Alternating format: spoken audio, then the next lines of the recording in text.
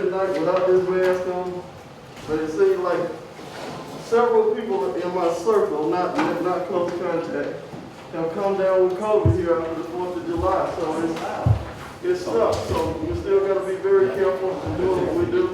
I just got caught comfortable not wearing a mask, and then boom, about 3 or 4 people in my circle got it. So you want to be careful. Masks are optional. You know, state government cannot require you to wear one. It's up to you, or city government, after July 1st, so it's up to you. We strongly encourage that. It's up to you. I'm Councilman Elton Alexander with the city of Stockbridge. And yes, I live right here in Winslow at Eagles Landing, and we have a McDonald's address. We all know that, right? It was so confusing.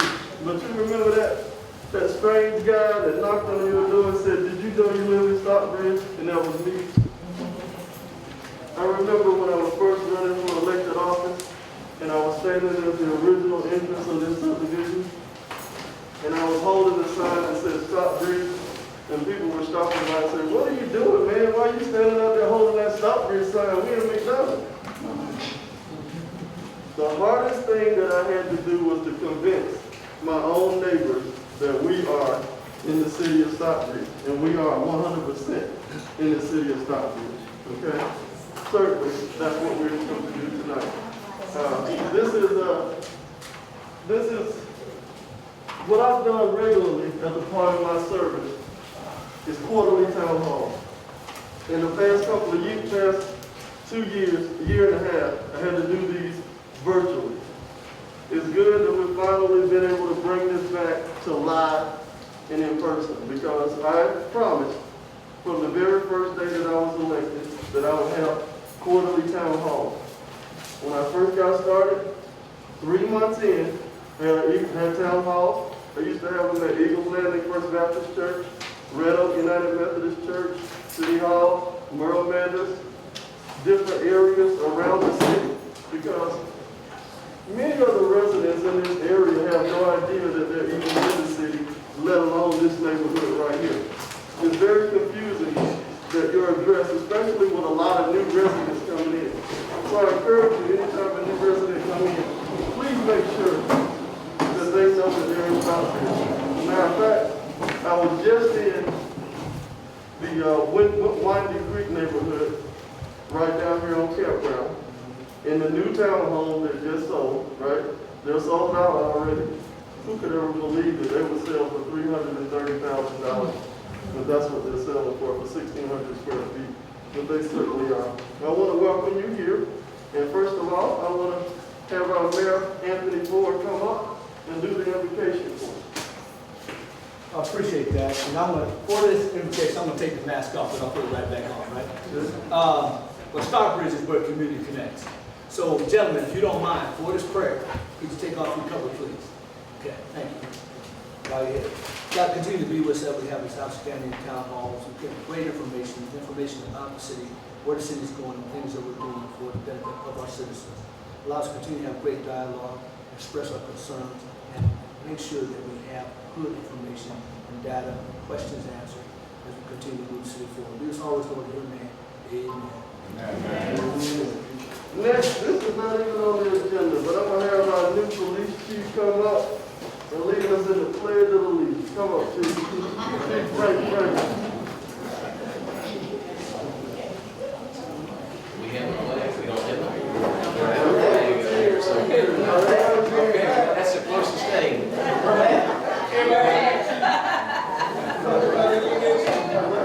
we go. If you all please would recite our Pledge of Allegiance. I pledge allegiance to the flag of the United States of America and to the republic for which it stands, one nation, under God, indivisible, with liberty and justice for all. Thank you. Thank you so much, Chief Frank.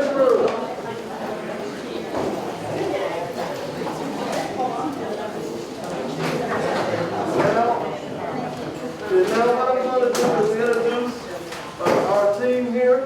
We have Mayor Anthony Ford. Round of applause. We have Mayor Pro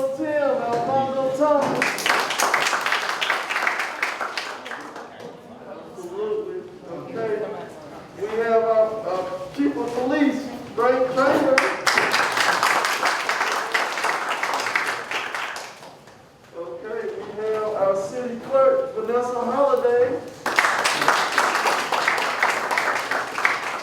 We have our Economic Development Director, Alan Peterson. We have our Executive to Married Counsel, Rosalind Rawls. We have our Executive Assistant, former Executive Assistant, and Administrative Assistant, who did everything for us during that time. Before we got an Administrative Assistant, Zenobia. Thank you for coming. We have the luxury of having our former mayor, Judy Neal, in here with us tonight.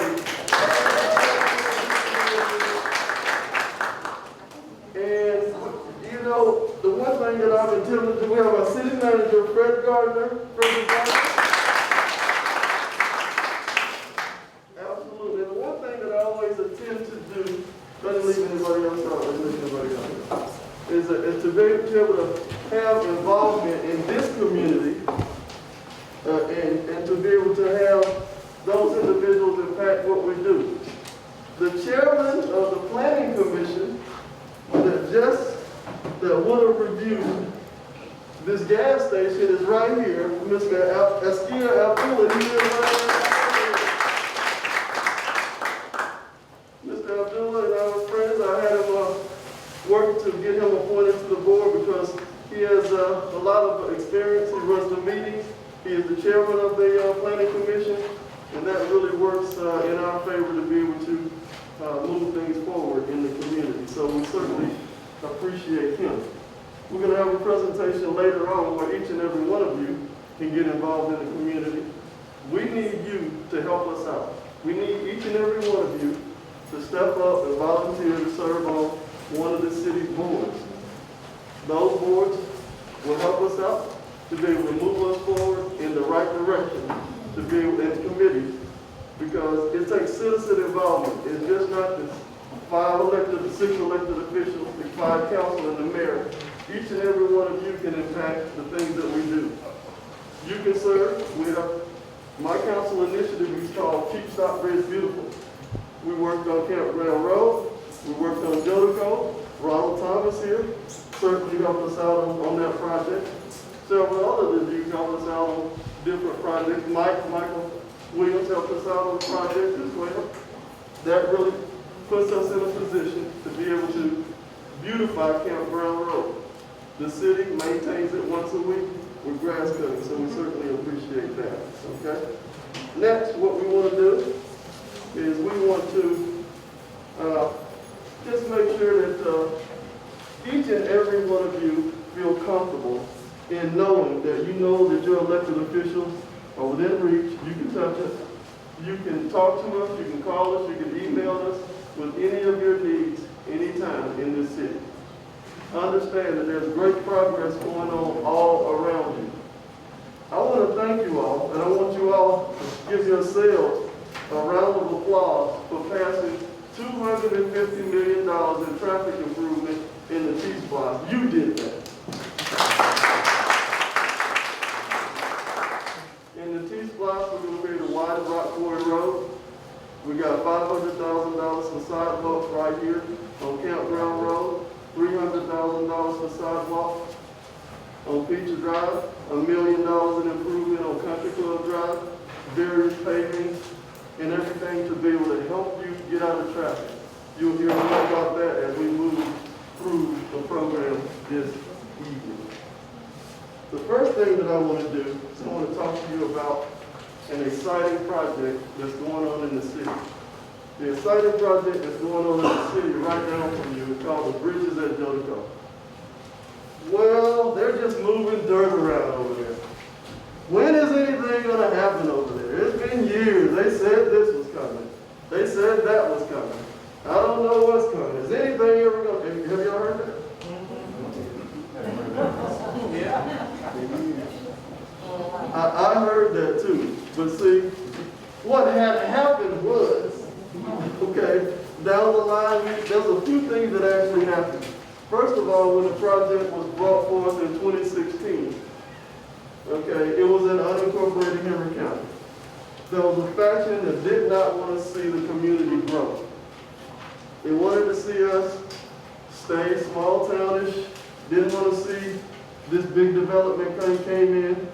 So Henry County did everything that they could at that time, those officials, to run this development away. This development in desperation came to the city of Stockbridge, right, Mayor? They did. We worked with them, we saw the plan, and we said, what we could do was annex you into the city of Stockbridge. We did that. The mayor made the motion. I seconded it, we voted on it, and the project was brought into the city limits of Stockbridge, right? After the project was brought into the city limits, Henry County said, oh, wait a minute.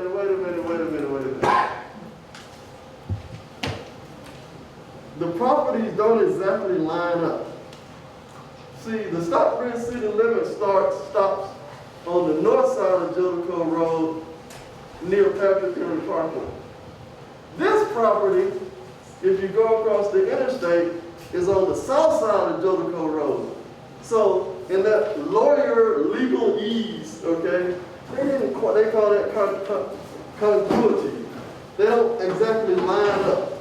They're not here. They were here, but they weren't here, okay? So they sued the city to prevent the annexation, and what ended up happening is it tied up the development in court for a year. RCP Development had a grand plan, which would have basically put an amazing facility like Atlantic Station here. And then slowly but surely, RCP, the tenants were ran off because of the court action. And then RCP said, you know what, we could take our project anywhere else and build it. Why do we need to deal with all of this? So they left. Okay? The developer decided to move the project along themselves, with the Southern Consulting, Jeff Grant and his team, and and Dr. Chin. Unfortunately, Dr. Chin passed away. In the midst of everything that we were trying to do, he passed away. So it kind of complicated things. The property went into a trust, at which point, the city, they tried to develop it. And then as we started to get going, and we were going to try to move it forward, all of us, including Mayor Neal, were going to try to move it forward. And then, lo and behold, the city of Eagles Landing came up. Oh, you gotta be kidding me. You thought they were joking. You couldn't believe it, right there? No, no problem. I couldn't believe it. Life moves on. Life moves on. It came up. Right, when the city of Eagles Landing came up, we did not know whether it was going to be in the city or whether it was going to be in the city of Eagles Landing. So the entity didn't know who to deal with. Unsure of that, they couldn't move forward. Okay, fast forward, the Eagles Landing referendum is not passed. We started trying to ramp it up again. COVID comes. We could write a book, ladies and gentlemen. Okay, COVID shuts down everything, every hotel, every retail, everything gets shut down. We're just now able to get back. So when you hear that story and people say, well, ain't nothing happened. Well, there was a lot of things that happened all along the way, okay, to the land of milk and honey. There was a lot of things that happened as we try to prepare to move us down that line. At this point right now, things are at a great place, okay, a tremendous place. There's a development under construction right now called Argento, the Argento at the Bridges. It's 306 luxury multifamily units at that location that they are state-of-the-art, ladies and gentlemen. They are. They're not your typical garden-style apartments. Are we able to pull that up? Well, it's 306 luxury apartment units, and then it's got the new construction involved in, the new modern construction, where you don't see the stairwells, you don't see any of that. All of that is enclosed. The amenity, the building actually wraps around the amenities. It's a resort style development. A resort style development, turn the light on. It's a resort style development where you have a resort style pool, you have, flip back. This is what they're building right here. This will run along the main corridor here. These are very luxurious style, brick front. These right here have balconies on the front of them. They'll have a 10-foot multi-use path for connectivity if you want to ride your bike along it, if you want to walk along it. This will stretch all the way. And this is a new road project here, right? Everybody says traffic, traffic, traffic. Guess what? There's a new road project, a $50 million road project called the Western Parallel Connector. The Western Parallel Connector starts on Hudson Bridge Road where the McDonald's is. We all been to the McDonald's on Hudson Bridge Road, right? Right? Okay. Now, where the McDonald's is and the wing place, there was a cutout left there intentionally. Okay, Chairman B.J. Mathis says she left that there for this roadway to come in until we found funding numerous years later. It's going to start right there. It's going to proceed south all the way down to Jodico Road.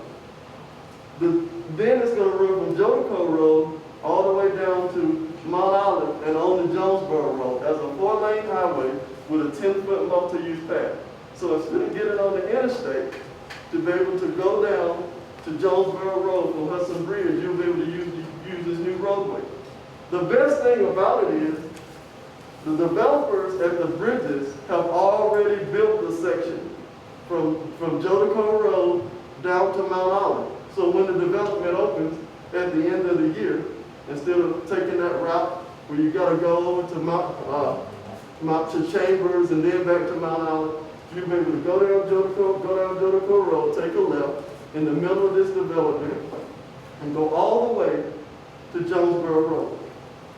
The other portion from Hudson Bridge Road down to Jodico Road will start construction this fall. The project is fully funded. GDOT has fully funded this project, a $50 million project. Why? Because your elected officials with the county and the city have been going to bat for you. After years and years of not getting the resources that we should have gotten for traffic, while all of our funding went to Cobb County and Gwinnett County, because past leadership did not like that, did not want growth in this county. Past leadership, not going to call any names, would not even go to the Atlanta Regional Commission meeting where the money was divvied up. So instead of us getting our share, what did they do? Cobb County and Gwinnett County and Fulton County, they were here standing there, "Oh, give it to me, we'll take it." Right?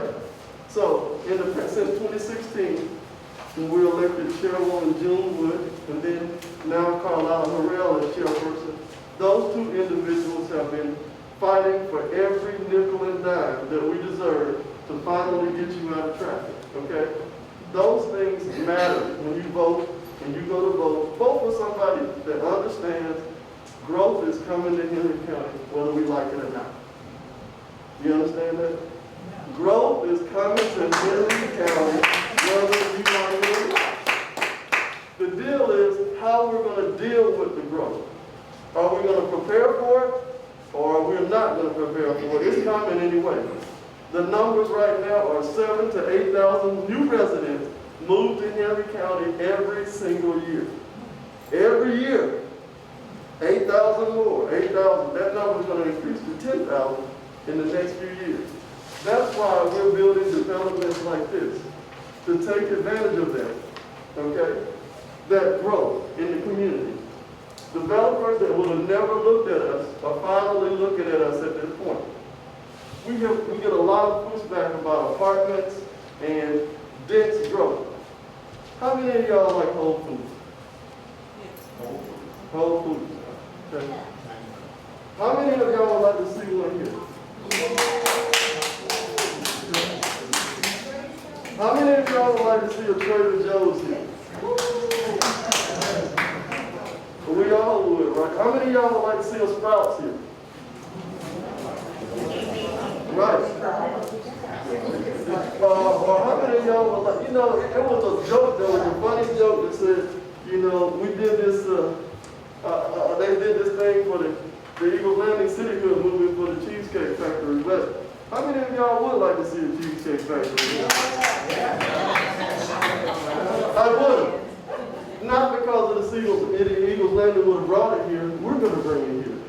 It's going to take time, but we're not going to stop trying until we do, right, Mayor? Absolutely. We're at the table. We hired this gentleman back here, Alan Peterson, our Economic Development Director. So every day, we'll have somebody sitting at the table, engaged with the region, letting them know we have these wants and desires. Why is it that every time you go shopping, you got to go up to the north side? Why is it every time, gentlemen, ladies, you got a special occasion, you want to go to a nice restaurant, what do you got to go? What do you got to do? You got to leave town. Enough of that, right? So, this elected leadership is fought to bring you exemplary developments like the bridges at Jellicoe. Now, in order to get where we're trying to go, right, with these high-end businesses that we want to see, you want to see a Dillon's here, right? You like to see a Bloomingdale's here, right? You like to see very nice shops and restaurants on these locations. The one thing that they want to see is dense development. That's a bad word to some people. High density. Oh man, you got to put all of those units and all of those people in the same place. But these types of developments, where you want the Papa Do's, right? Yes. Where you want the Cheesecake Factory, where you want the Whole Foods, they demand density in those developments. Look at where they're located at. At every location where they're located at, right, they're in a high dense development. Look at the Battery of Atlanta, right? The Battery of Atlanta is a mixed-use development. The basis of it are those apartments that's right there next to the Battery, right? We're trying to do, we can't do anything on that grand a scale, but we're trying to do something very similar to that. But is everything over there going to be a rental? No. Right? The one thing that I like to say when I'm talking about this development too is, they did a study here in Henry County. And they asked our youth, and they said to our youth, when you grow up, will you come back to Henry County? What did they say? No. They said no. Right? How many of y'all want to see your grandkids grow up? You want to be close to them. Right? All of us do. I certainly do. How do you do that? This is what the young kids want. They need a place to stay when they post-college in a high-quality resort-style thing. You know, we have a different way of thinking. We want that land, we want that acreage, we want that house. Many of them, they don't want a house. We want them to have our same mindset, but that's not the way that they think. They want to be able to walk to it. They want to be able to ride their bike to it. They want to be able to use a scooter to get to it. And for them, they're moving to neighborhoods like that. And if we want to see our grandkids grow up, we're going to have to give them something like that to come back to once they graduate college. And a good job to go with it. This development that's not just trying to attract stores and restaurants. Class A office space as well. That means instead of pursuing another warehouse in Henry County, we'd like to have your job moved to Henry County. We want the headquarters, not just the plant, okay? Right? We want the headquarters, right? Your child come back, you want a management position for them. That's what we want to be able to do for them. Flip to the next one. This is actual construction going on right now. If you haven't been by the Jellicoe development, this is the development. This is the Argento at the bridges. Tentative plans call for it to open at the first quarter of next year. Right next to it, on the back side, over here on this side, closer to the interstate, there's going to be 140 townhomes. Is that correct, Mr. Gardner? Okay. Those townhomes are the high-quality 2- and 3-story townhomes that don't exist in this county. As a matter of fact, they don't exist on the south side. But again, that is the type of development a highly educated college student coming back wants to move into. They're high earners. Instead of moving to Buckhead, we'll have an option for it. Will we ever be able to match Buckhead? No, we won't. We're never going to have these developments all around us everywhere that we go. But we can offer a few of them along I-75 where the growth is, where the outlying areas of the county remain small and rural. So we can have the best of both worlds. But if you live along I-75, developers are doing everything that they possibly can to develop those areas. And what does that do?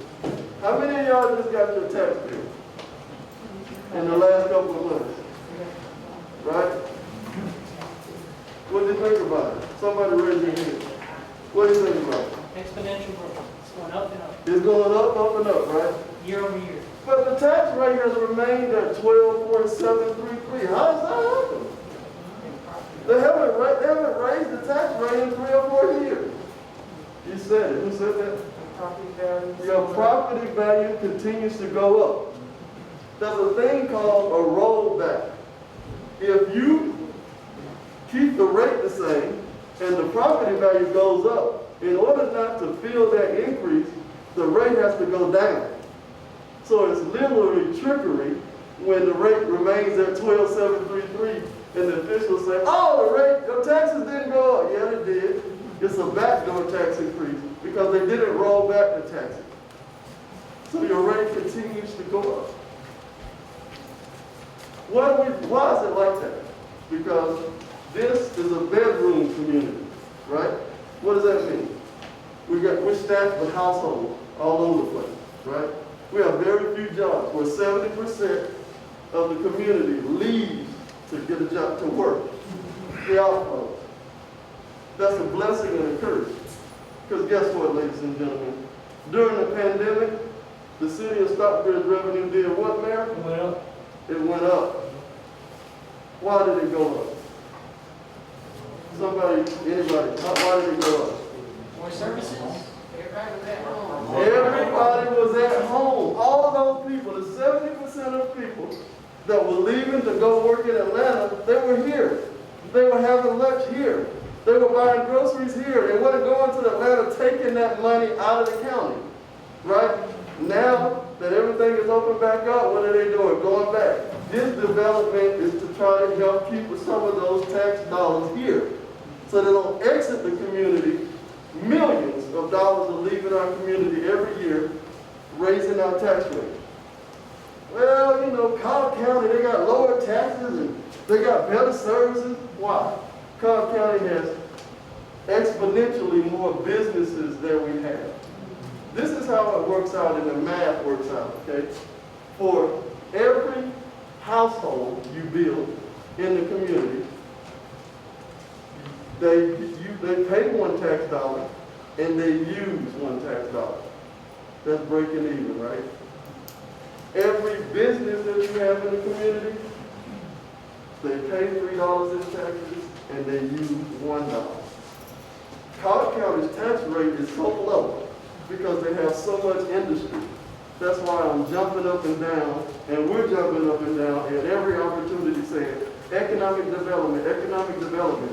Because as more and more businesses come, the pressure on the homeowners go down. Because now, anytime there's a budget shortfall, they don't have anybody to come to but who? You. Because there's no industry to carry the load.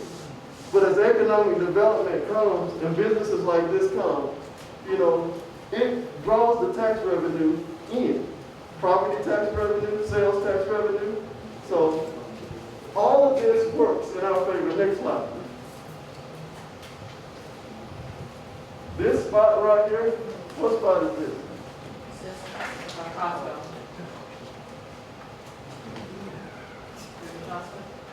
It is, okay. We have the plans, and I know sometimes I can say a little bit more than the staff can say.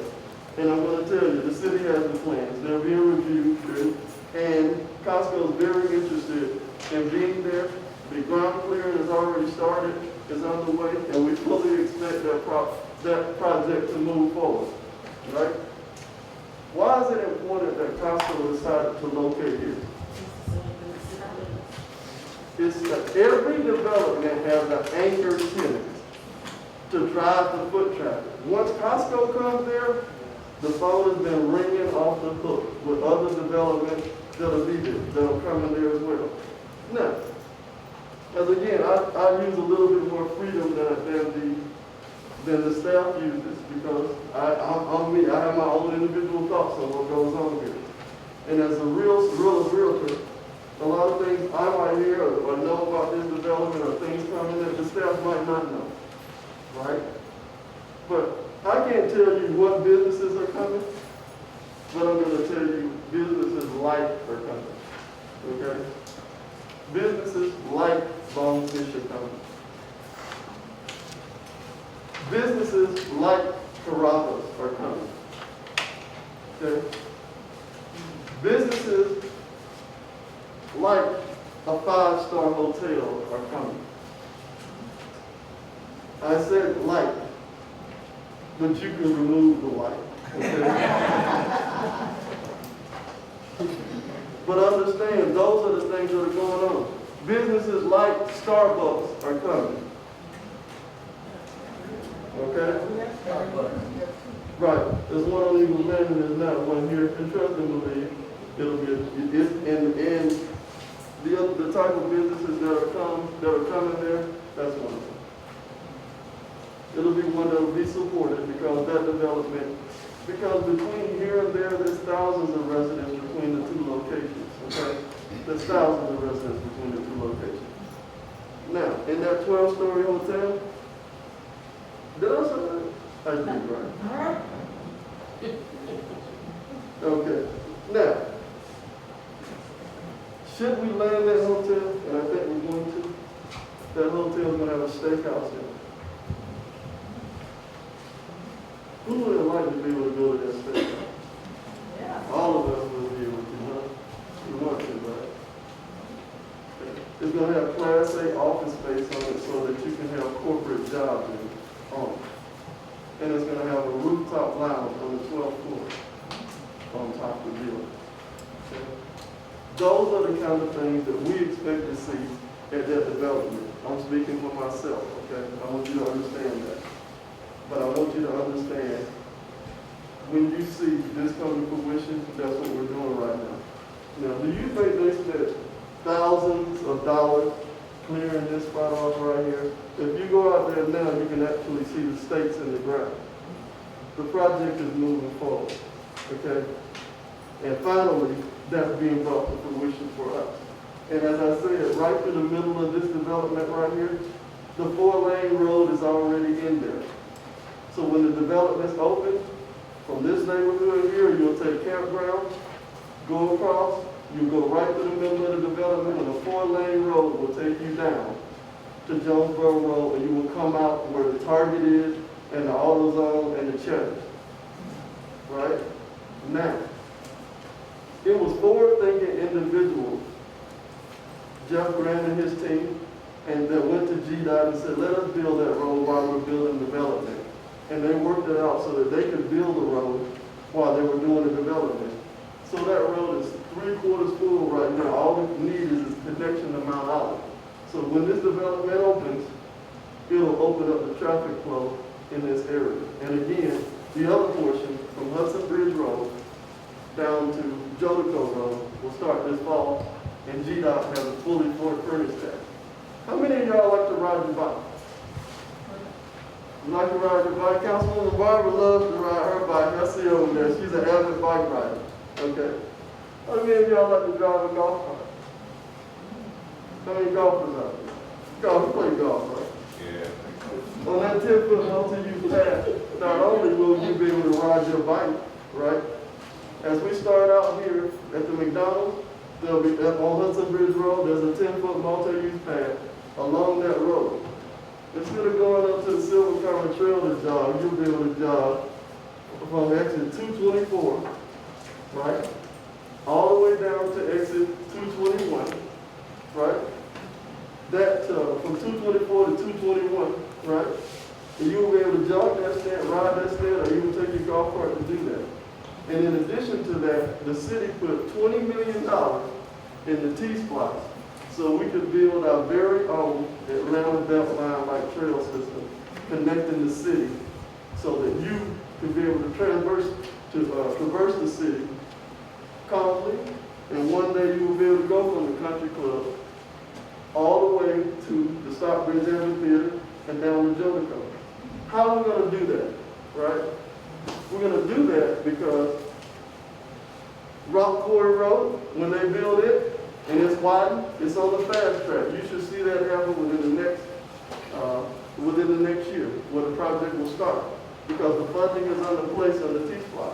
But when they build it, it'll have a 10-foot multi-use path right next to it.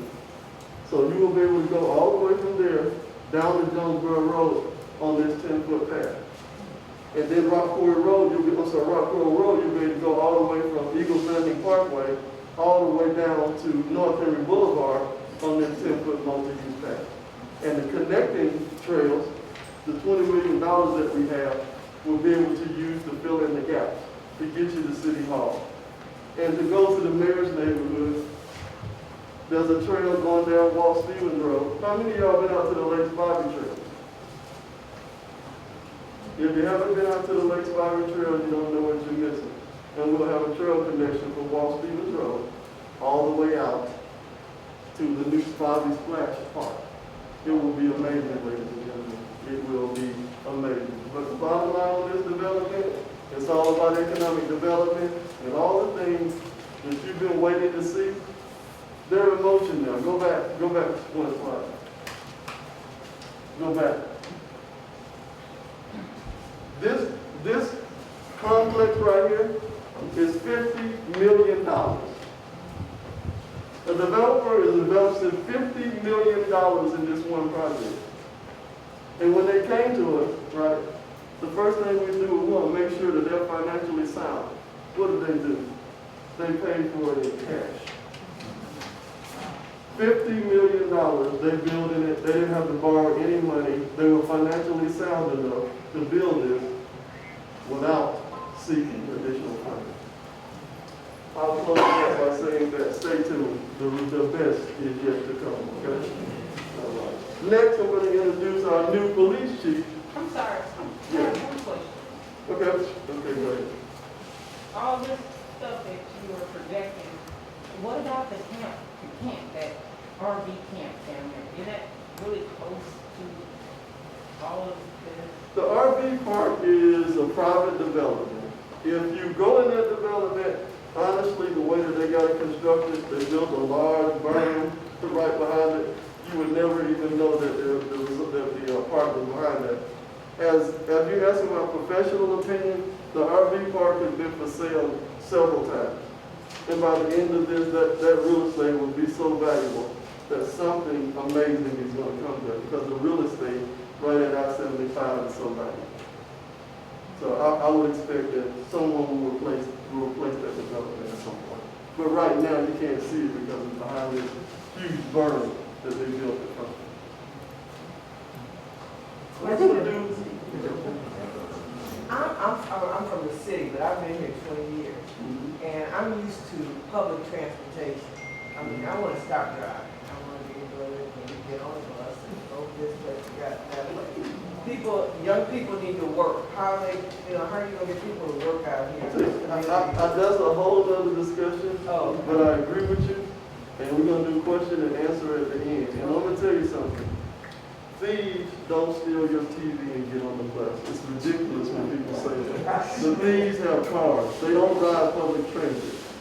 So let's move on from Just real quick on that. But in the end, we're going to come back to that question and answer. I don't want to get involved in that. I'm going to let the chief come up and do the presentation on the police department, because we're going to grow and they're going to keep us safe. Chief Frank Trainer, come up, please.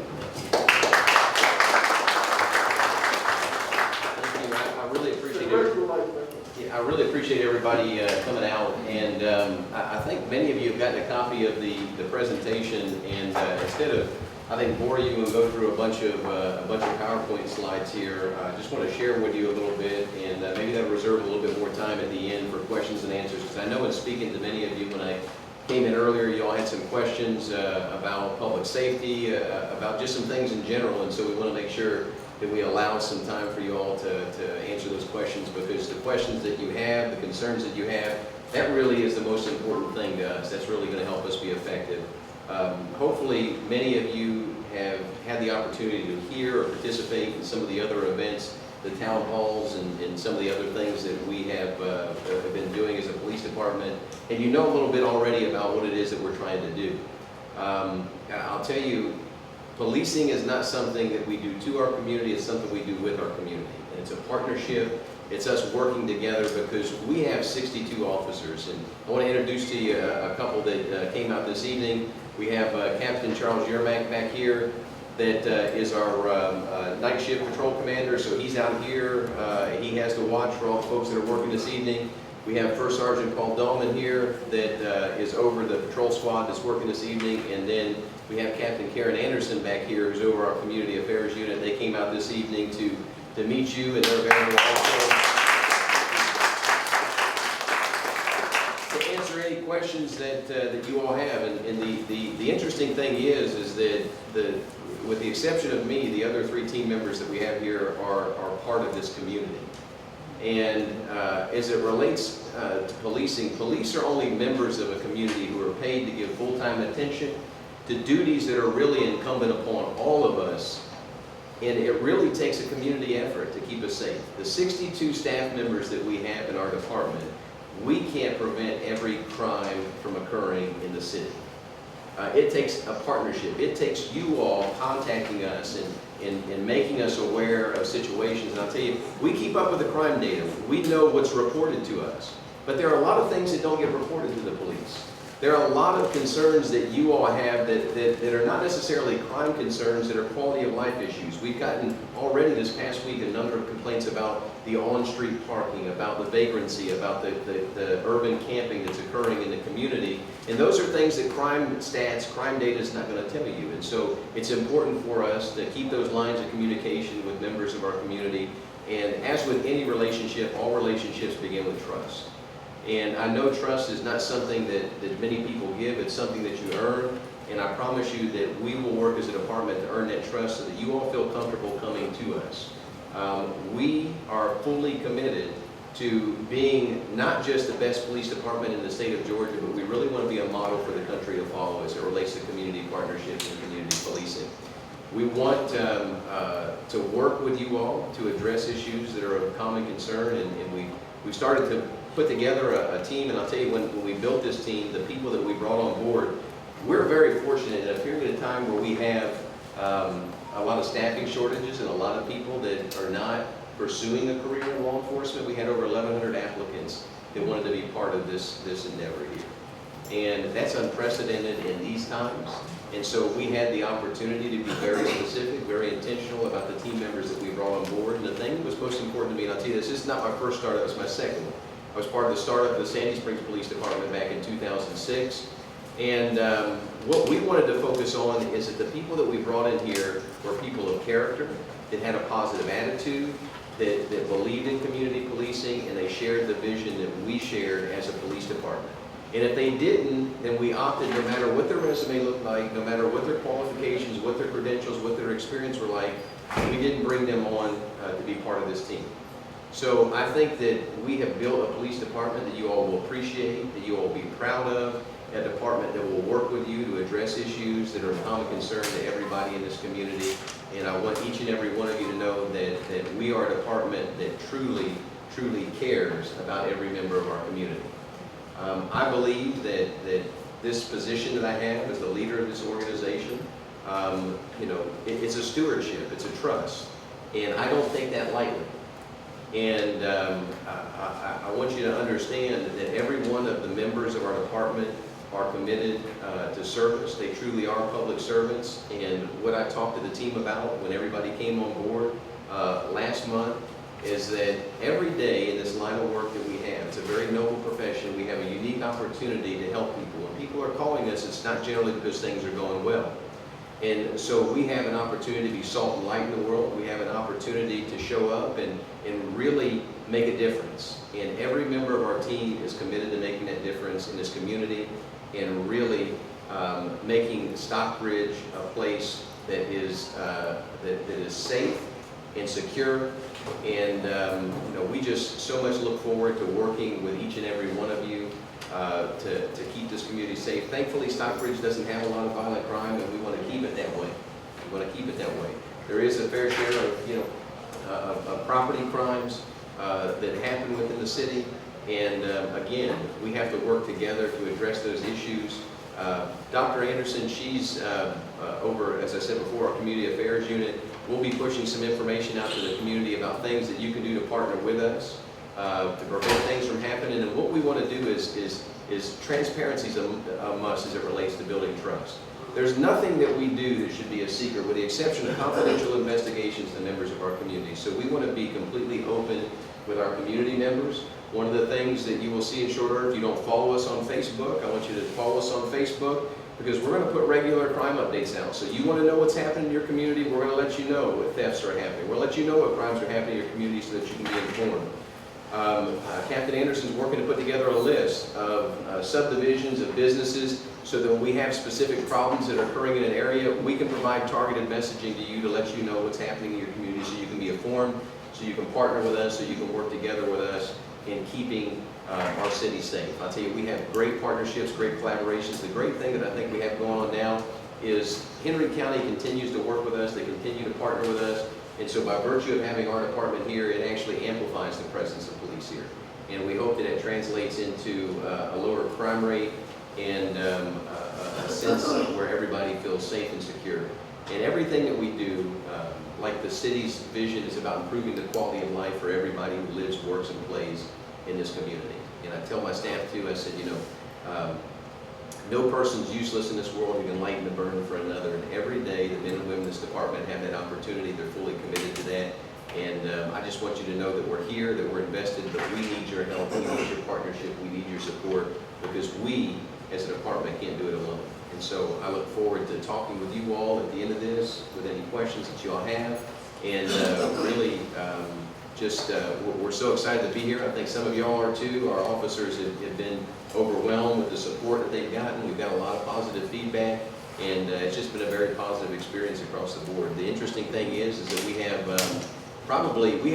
we have a lot of folks from all over the place, but probably 60–70% of our staff actually live here in the community. We have folks that live in the city, but a lot of our folks live here in Henry County, and so they're a part of this community. They're entirely invested into making this a safe and secure place for everyone to be. So I appreciate your time, appreciate the opportunity to be out here, Councilman Alexander, and I look forward to talking with you all a little bit later at the conclusion of the program.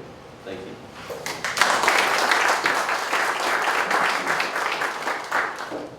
Let me say this to you, ladies and gentlemen. I was talking to the chief during the interview process, and he said exactly what he said to you all.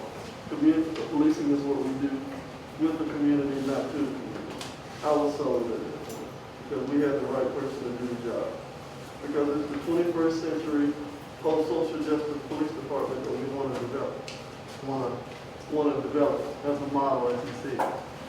Now, I want Mayor Pro Tem to stand up. I want Councilwoman Yolanda Barber to stand up. Now, with city government, this is how it works, okay? You need 3 votes to do anything, okay? The 3 people you see standing, all 3 of us voted for the Stockbridge Police Department. It was a 3-2 vote to get a police department. We have it because of the individuals that are standing there. I applaud them. I'm going to say, I need clarification here. Okay, you got it. Mayor Anthony Ford in our system of government works like the president. He got a sign off on it, but he was fully invested in making sure that it moved forward. So we thank the mayor for being part of it. I don't vote unless it's highlighted. I got you. Okay, all right. I got you. I'll sit back down.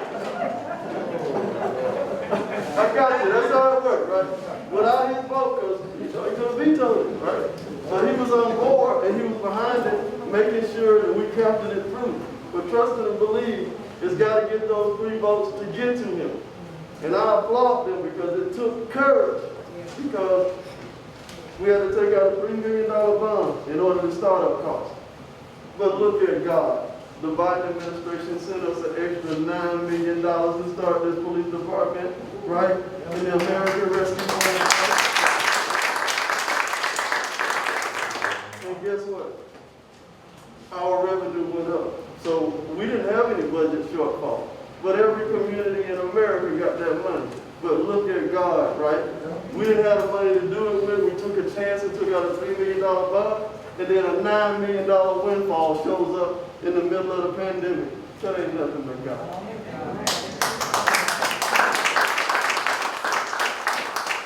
I'm going to move on, and I'm going to have a city manager of Gardner step up, and I'll try to talk about this with him. Many of you all showed up to a meeting, okay, to talk about that gas station that was going right in front of our neighborhood, right here in Winslow, okay?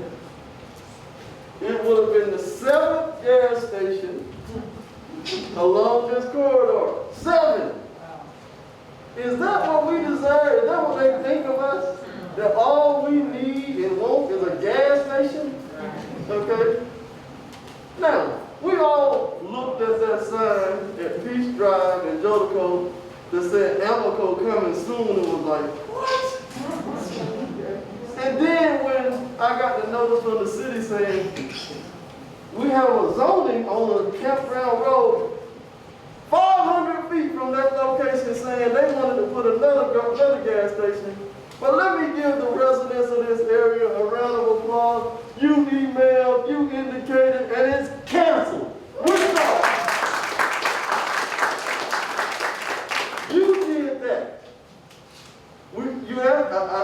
As soon as I saw that sign, I drove by a car. I sent it to the board of directors here in Winslow. They sent it out to the community. The community didn't want to see that. You have a stake in this community, and you got to speak up when gas station number 7 is promoted for this community.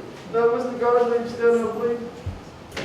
I understand the city has a way of dealing with these issues and these multiple. We have limitations on certain businesses in our new ULDC, and I understand that there is an ordinance in the city called the Parkway Ordinance that restricts gas stations along certain corridors. This one wasn't added onto it, but I think that that's what we need to do. We need to add Campground and Jolico into that ordinance because we don't need gas station number 7. We need to make sure that that don't happen.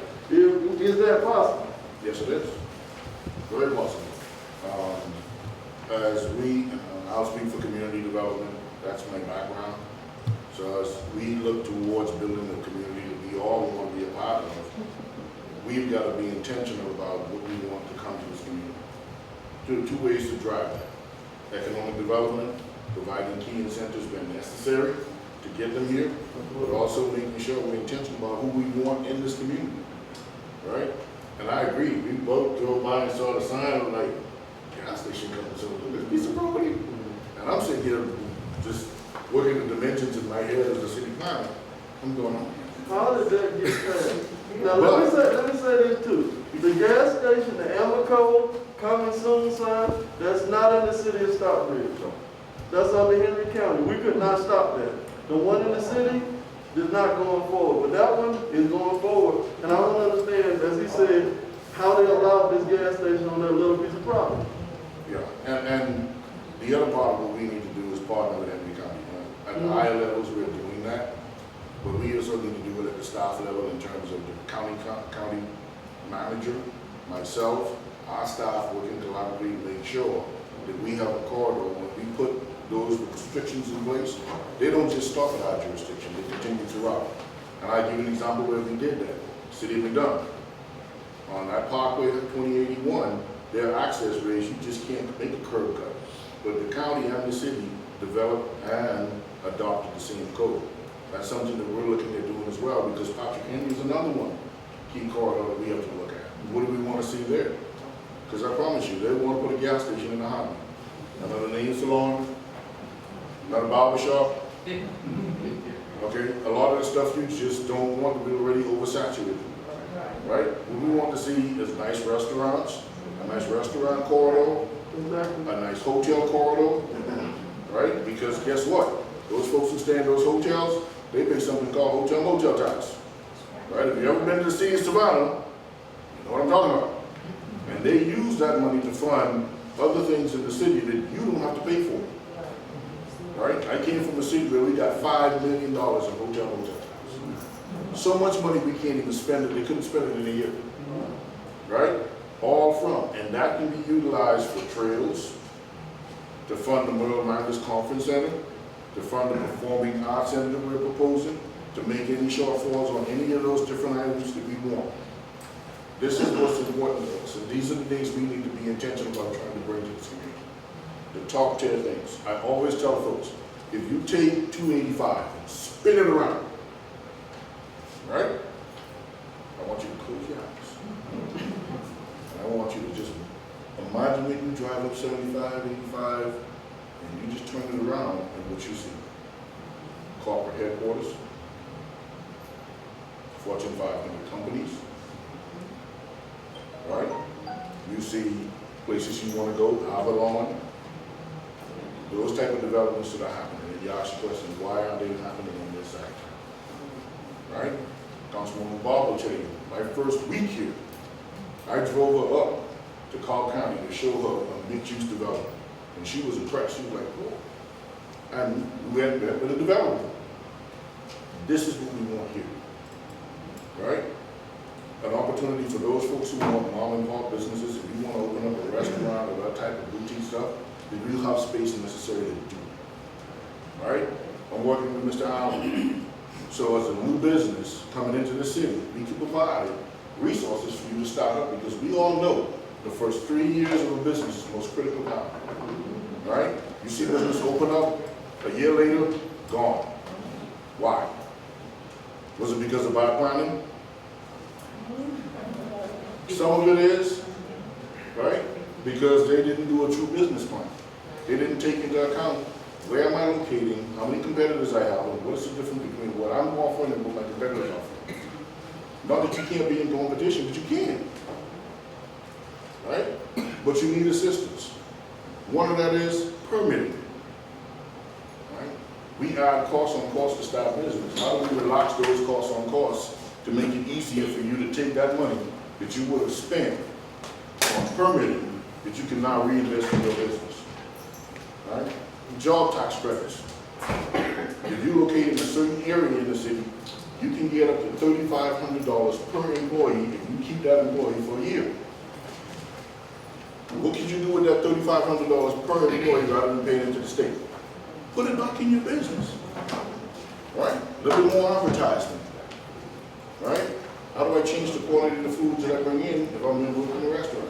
But you can reinvest that money in your business for the first few years. So these are some of the things that we're looking at and we're intentional. But it takes all of us. I'm going to go back to help Chief out. Right? My old chief in East Point used to say, if you see something, say something. Okay? They're not everywhere. But if you see something suspicious, pick up the phone.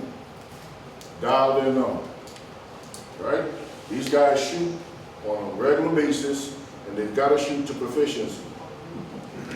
Don't take it upon yourself as a homeowner because I got a gun. I had to give this story to a homeowner on the phone at 5:30 this afternoon because she wanted to go in the adjacent house with a gun and clear it because she said there were vagrants in it. I explained to her, please don't. All right? A year ago in East Point, actually almost a year ago, homeowner heard noise in his car, somebody breaking in his car. He came out of his house with his gun and drew down on the person he saw. What he didn't know, there were 2 other people there. He lost his life. Right? So please, if you see something, say something.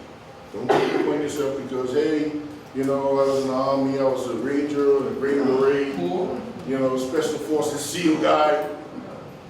Even them will tell you their limitations to the skills. All right? And especially when you're going outside, you don't know who's out there and what they've got and how many of them. So make sure you call. See something, say something. From a management standpoint, I thank this mayor and council for bringing me on board. This has been home for me and my wife for 20 years. So we've been invested in the city of Stockbridge. Brought our kids up here, kids graduate from Eagles Landing High School, the next 9-year-old is in Flippin Elementary. All right? So we're here. So we're invested. We're about wanting to see the best from my community. I've gone everywhere else and help everywhere else, do all they want to do. Now it's time for me to bring this skill set home and help my community, because guess what? I don't really want to go back home to the Bahamas to retire. It'd be cool, but, you know, this is home for us. And we actually talked about retiring and staying right here. And as the council member said, our kid is now just graduated from college. He's moved to DC for his first job. Searching for an apartment that looks just like the one she went with. $2,100 a month, right?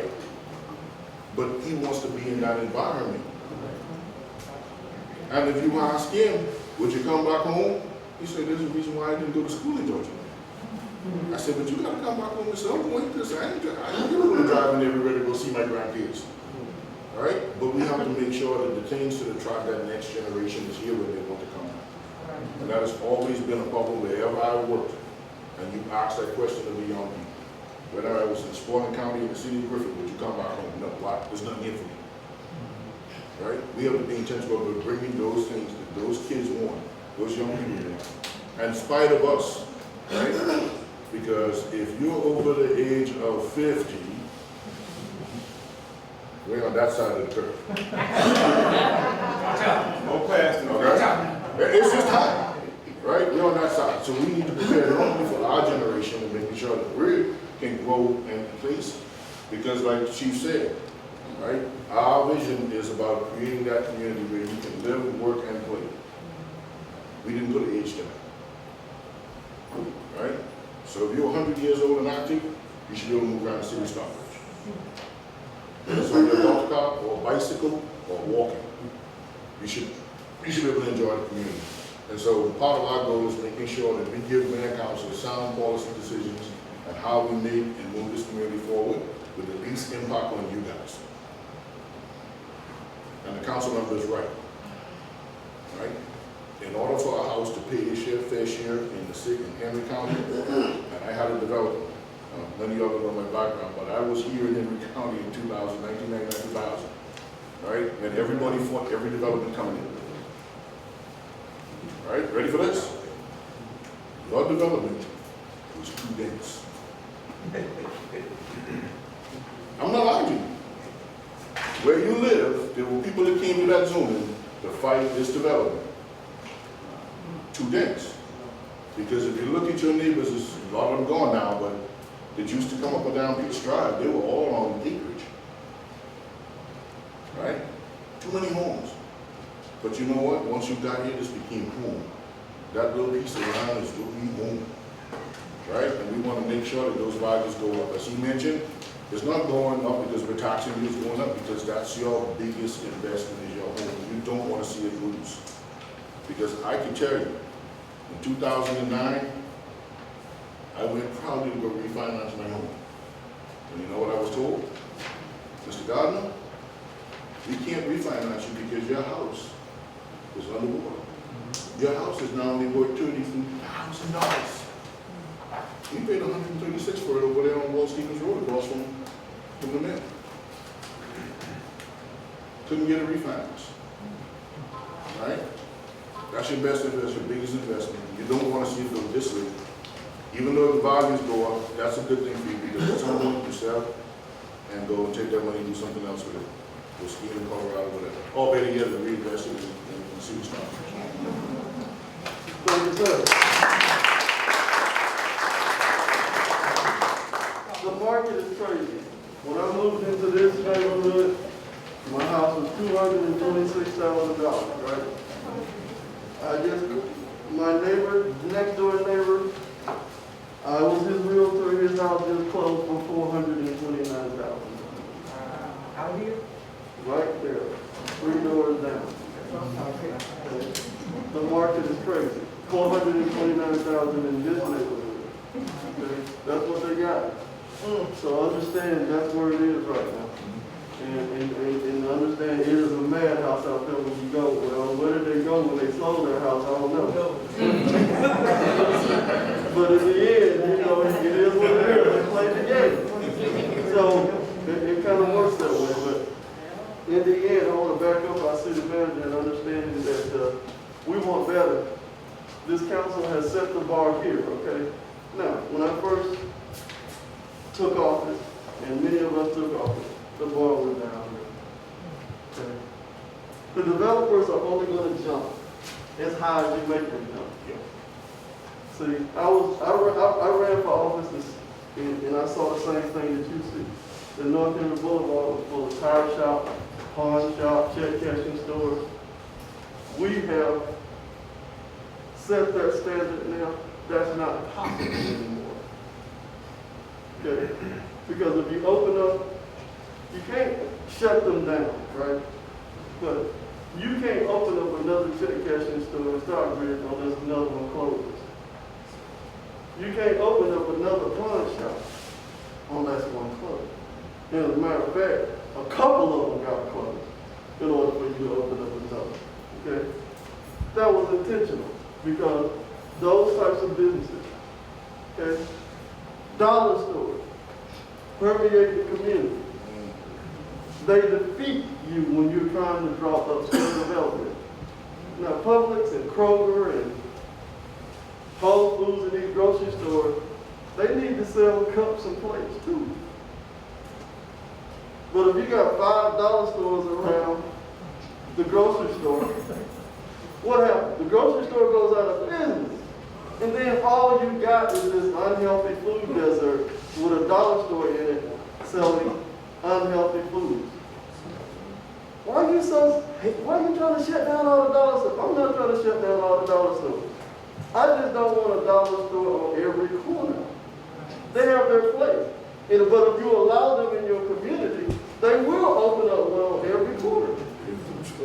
And you see them, they triangulate around the grocery store. And look at every community where they do that. The grocery store closes because the grocery store cannot sustain itself off of food only.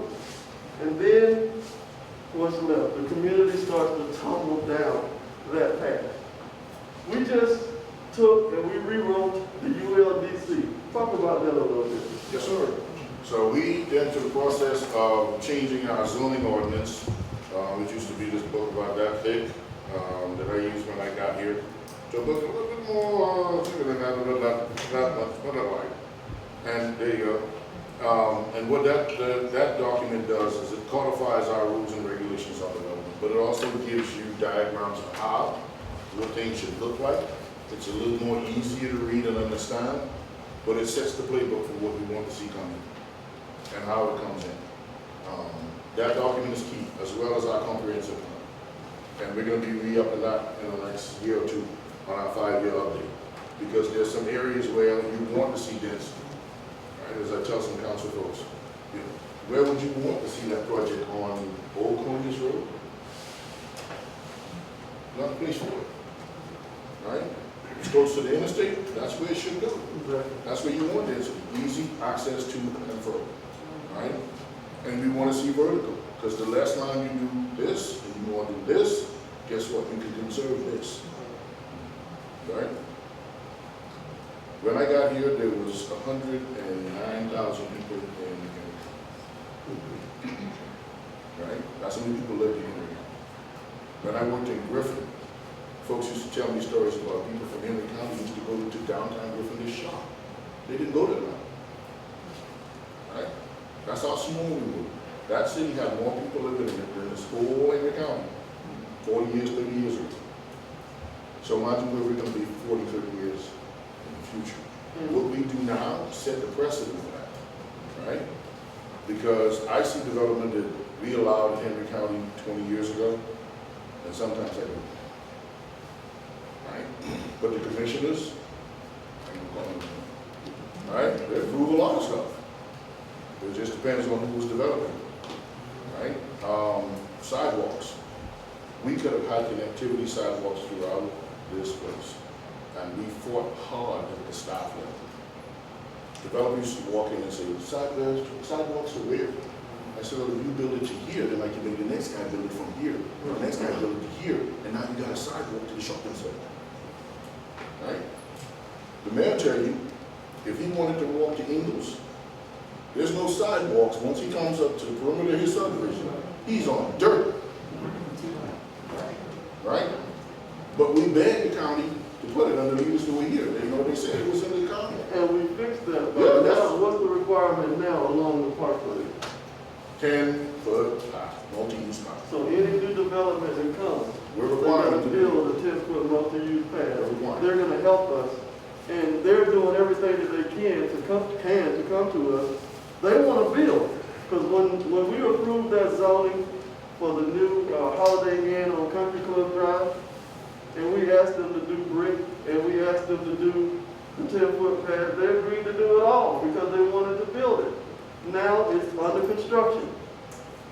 You go by that site on Patrick Henry Parkway where the True by Hilton Hotel, they just put the foundation in. They just restarted it to put the foundation in to move forward with the project. So a lot of these things are happening now, and they're moving forward. But we didn't want a lot of things to move forward under the old zoning code because it allowed things that we did not want to see. But now you can't build a commercial building without adding 50% brick to it, right? Because before, and I say this, in 2014 I was sitting in a zone. It was the auto zone on Hudson Bridge Road. You know the Hudson Bridge Road auto zone, it doesn't have one brick on it, does it? It's a cinder block building. And I said if I ever got elected, that would never happen to another building. Because when you ask for brick and you ask for a quality build, they're gonna build it. But you gotta be demanding when developers come to you and say, this is what the standard is. It's the playbook now. You can't go around these rules in order to do that.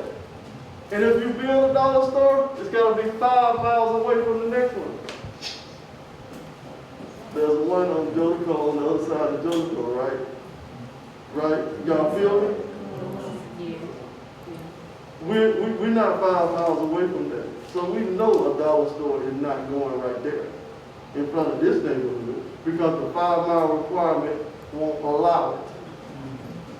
You gotta think like that and understand that 5 mile radius is inside that. So you can't, whatever we want, something's going to go there, ladies and gentlemen. And adjacent to our neighborhood. But we don't want it to be a tire shop. We don't want it to be a pawn shop. We know that's not going to happen. Under the old rules, it could have been that. And I have people ask me this question all the time. Those houses in the Winding Creek neighborhood, why did you let those townhomes come into the Winding Creek neighborhood? Because it could have been a truck stop. It could have been a warehouse. How disastrous would that have been, right? So when the developer came to us in 2017 and said, I want to build these houses, it gave us an opportunity to change the zoning. So no one would ever be able to put a warehouse next to us or a truck stop. So it gave us opportunity to do that. We took that opportunity, said, well, we're going to take these townhomes over here across the bridge, but you got to build this single family neighborhood over here too. You just can't build a townhome. You got to build this neighborhood with these beautiful homes in it. And they build that plan everywhere else Meritage does. But they don't put brick on it anywhere but right here in Stockbridge. Because that's what we ask for. And that's what you got to set the standard at in order for us to do that. So, again, if this neighborhood was undervalued for a long time, in 100,000 when the pandemic went down to under 100. I just said the house sold for $429,000. When that new construction neighborhood came next to us, what did it do? It increased our value. So when people say, I don't want this new neighborhood, I don't want any growth next to me, you're saying I don't want my property value to go up. Think about that. New construction drives prices up. You want new construction in your area. I certainly do. My neighbors have some before.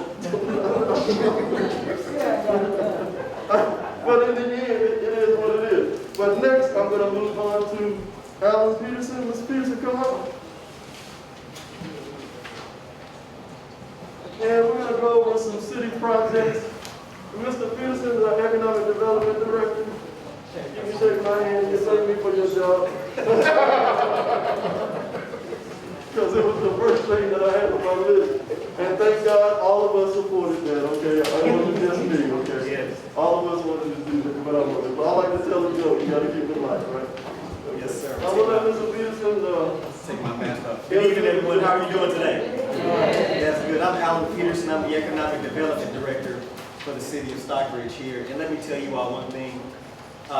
We have a very, very economic development friendly mayor and council and city manager. So I tell people all the time, you know, economic development is a team sport. We have our internal partners, which include our Main Street, that is under economic development. We have our Downtown Development Authority, that's our DDA. And we have, of course, we have our mayor and council and our city manager. Our external partners include the Georgia Department of Economic Development, the Georgia Department of Community Affairs. We have Georgia Power, which is a huge economic development arm here in Georgia, and we have the Henry County Development. Okay, hold on. How many of y'all knew that when you call Georgia Power and your power goes out, the office is right down Patrick Henry Park, and that's where they answer the phone? Absolutely. Good. And most recently, we brought in Georgia Tech to do a market study for our downtown development area, and that study is going to help us determine what kind of businesses to attract. They're going to track all the foot traffic and things of that nature. And like I said, Georgia Power is a huge economic development partner. They give us a lot of free studies. They have a huge research team. But what I'm going to do now is run through some of the projects that we have going on, and they all piggyback on that new zoning code in the Bridges of Georgia code. Like council member and the city manager said, the bar is raised up here. It was down there, but now it's up here. So the first project that I want to talk about is the CID. That's a Community Improvement District.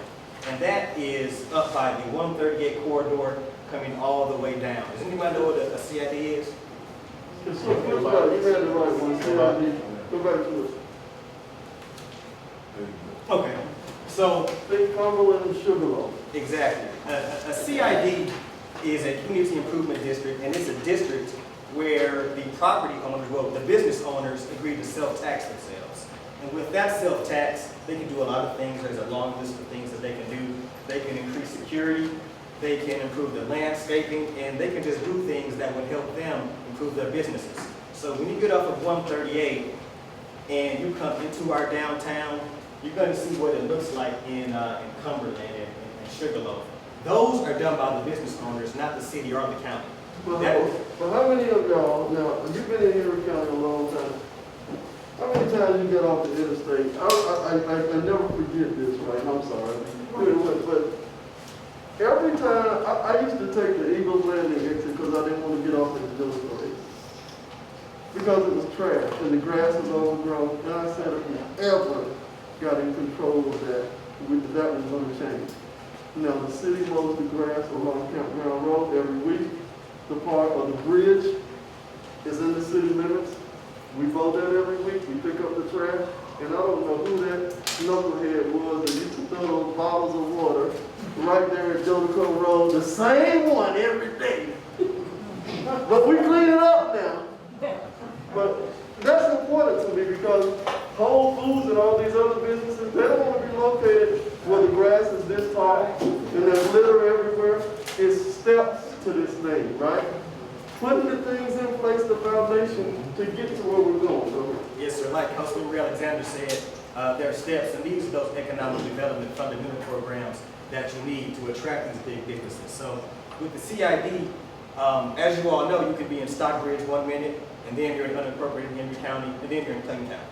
And that's how 138 is. So we're working with Nuclear Works, that's our consultant. We're partnering with Clayton County and Henry County, and of course Stockbridge. The three of us have come together for this project. So this is really what economic development is about. It's about everybody coming together and doing something that benefits us all. Next, I want to talk about our Downtown Development Authority. So when you come down 138, you're going to hit our DDA district. So our Downtown Development Authority is, they're not a department of the city, but they're more of a sub-department. I am the liaison. Councilman Alexander is the council liaison for the Downtown Development Authority. And one thing that the Downtown Development Authority does is they have a facade grant program. Now this facade grant program helps their businesses with the facade as the grant suggests. It's a 50% match. You can fix your sign and other exteriors. There's a list of things that you can do. And this goes off, piggybacks on what Councilmember Alexander said about wanting to look a certain way. You know, appearance is very important. So the Downtown Development Authority has this grant. Funds are in that line item, and we accept applications throughout the year.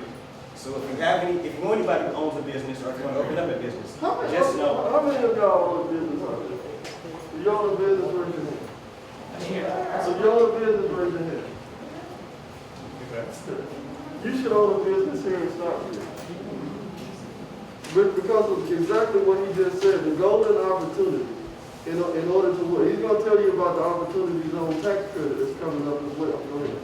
Also, before I get to that opportunity zone tax credit, Councilmember Alexander mentioned before, well, I think it was the city manager, that we're working on incentives for businesses. Mm-hmm. So one thing our Downtown Development Authority is doing is working with their attorneys, because they have separate attorneys, on how to repurpose those facade grant funds.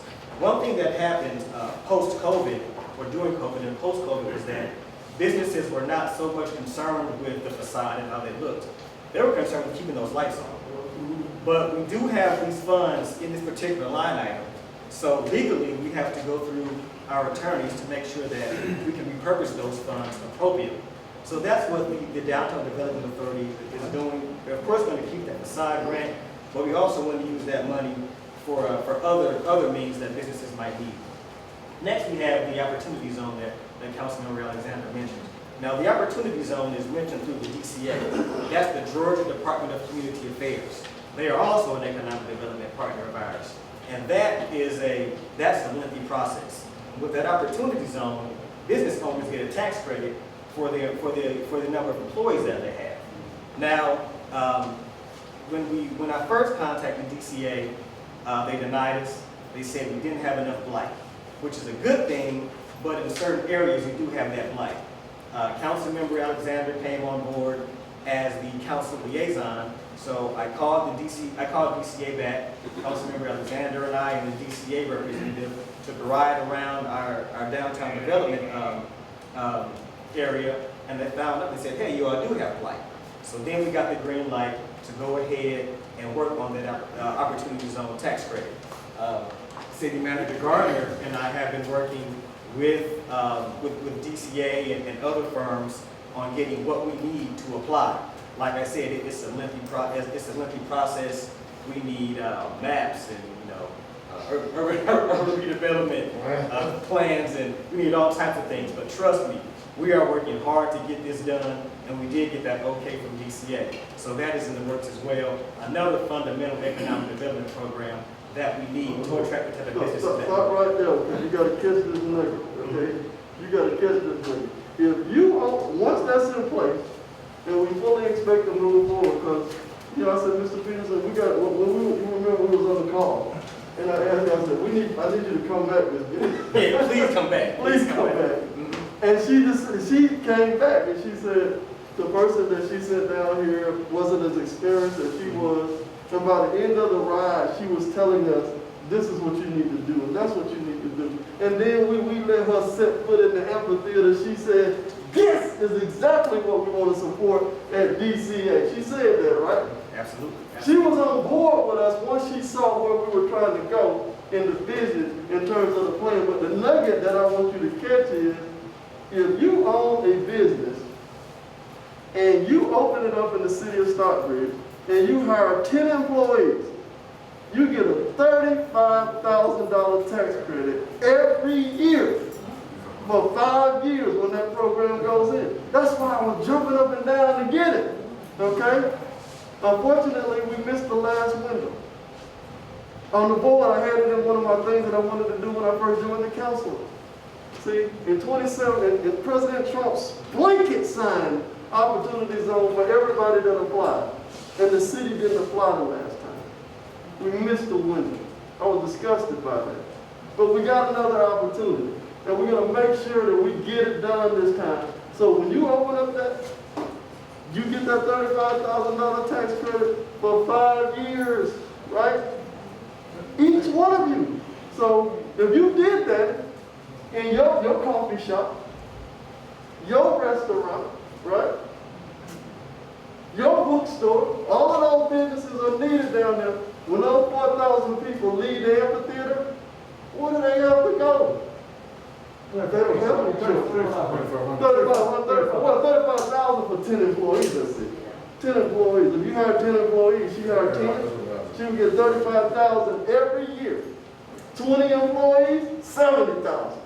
Guess what? Every developer in the country gonna have Stockbridge Circle because that's what they look for. That's why you gotta have that in place, right?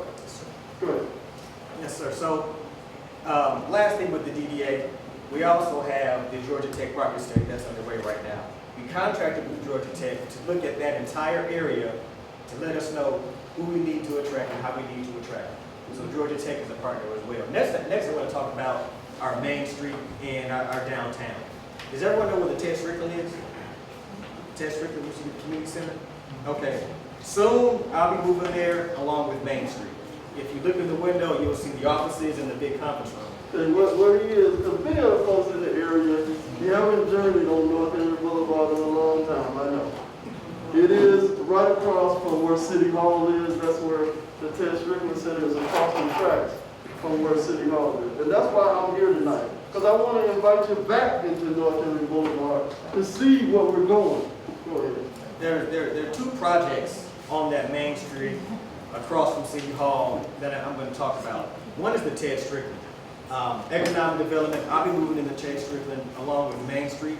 Ms. Kira and Ms. Lisa, who do an amazing job. And the city also owns 114 MLK.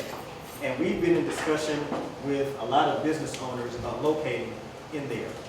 Business owners know what our DDA is doing. They know what the amphitheater is doing. They know about the cultural arts. So that's a hot spot for a potential business owner. Okay, so I want business owners and I want you all to pay attention to the investment that the city is pouring into downtown.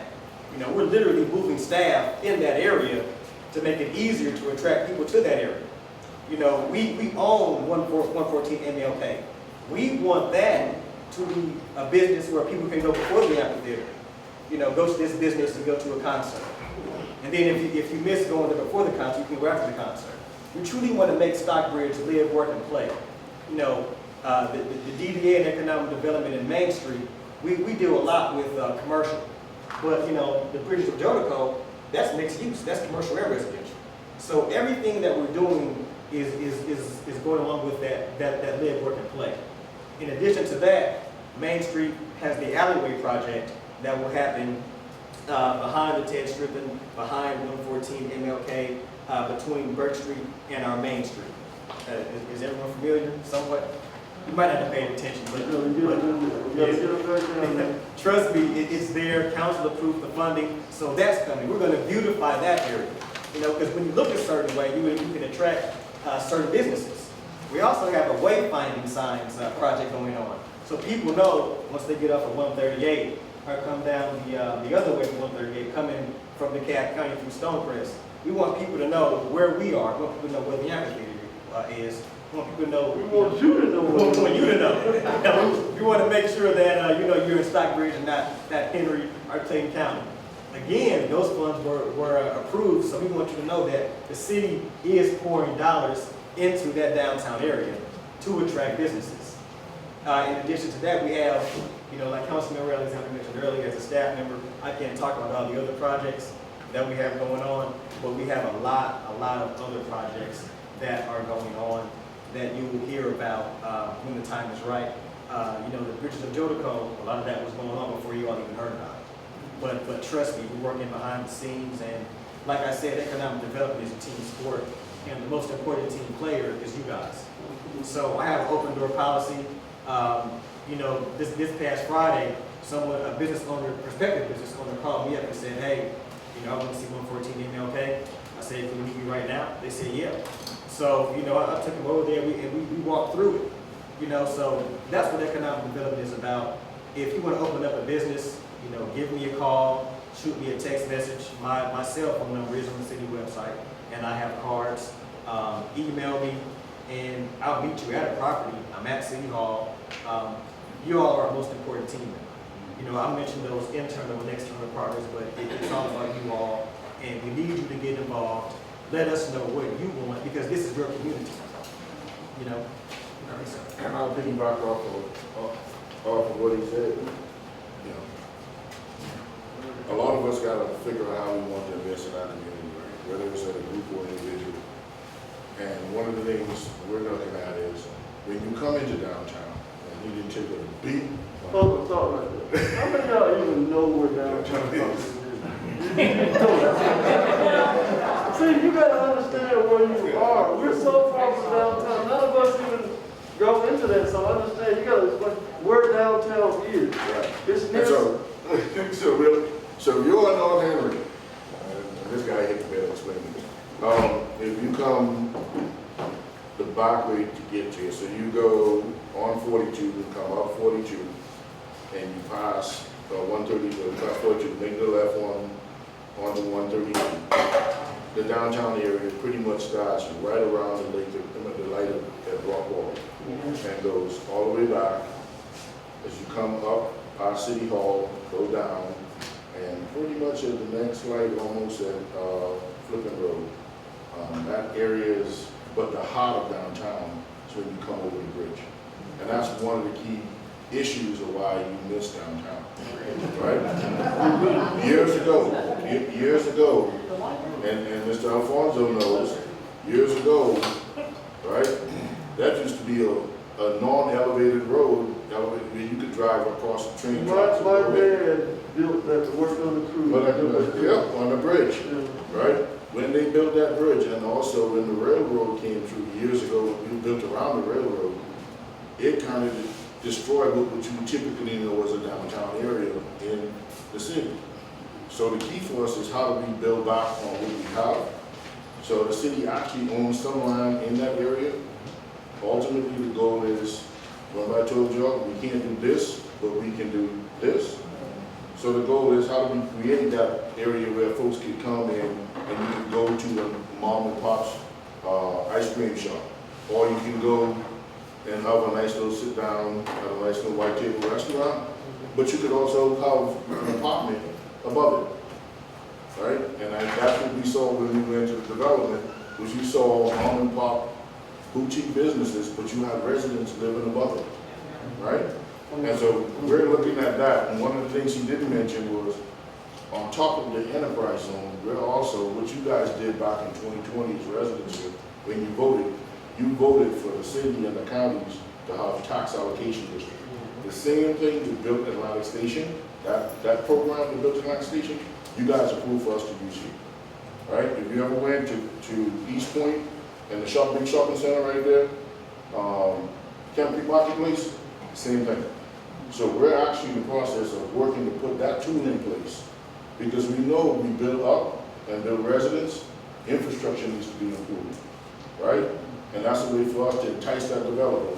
Like having him, technically having his development pay for the infrastructure, right? That's part of the tax allocation district. So we're working on a myriad of tools to make sure we get not just downtown, but also all of our areas that we identify as economic hubs, right? Whether they're somewhat in the county, we're trying to bring them in, right? Just had a discussion with the developer about annexing in a huge portion of his land into the city.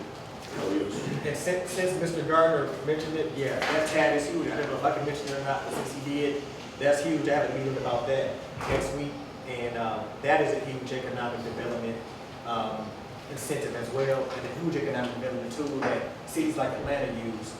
One more, I don't know, I have to go. The quiet zone. Yes, sir. Yes. The railroad track that goes through downtown is loud. Since I've been here, Norfolk Southern has had, how many people have they had working with us, man? 4, 5, 6, 7, 8, 9, 10, I don't know. But now they have a consultant we've been dealing with on a consistent basis. So that is in the works as well. We're working on that. the tag, and a lot of things.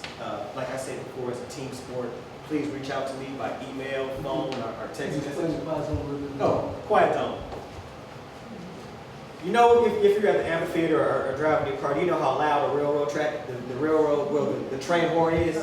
We're working on making it so they can't blow that horn. And that's big for attracting businesses. You know, it's as simple as that. But you know, dealing with the railroad, it's a task. It's a task. So Thank we're you, working on sir. Thank you, sir. I appreciate that and understand that.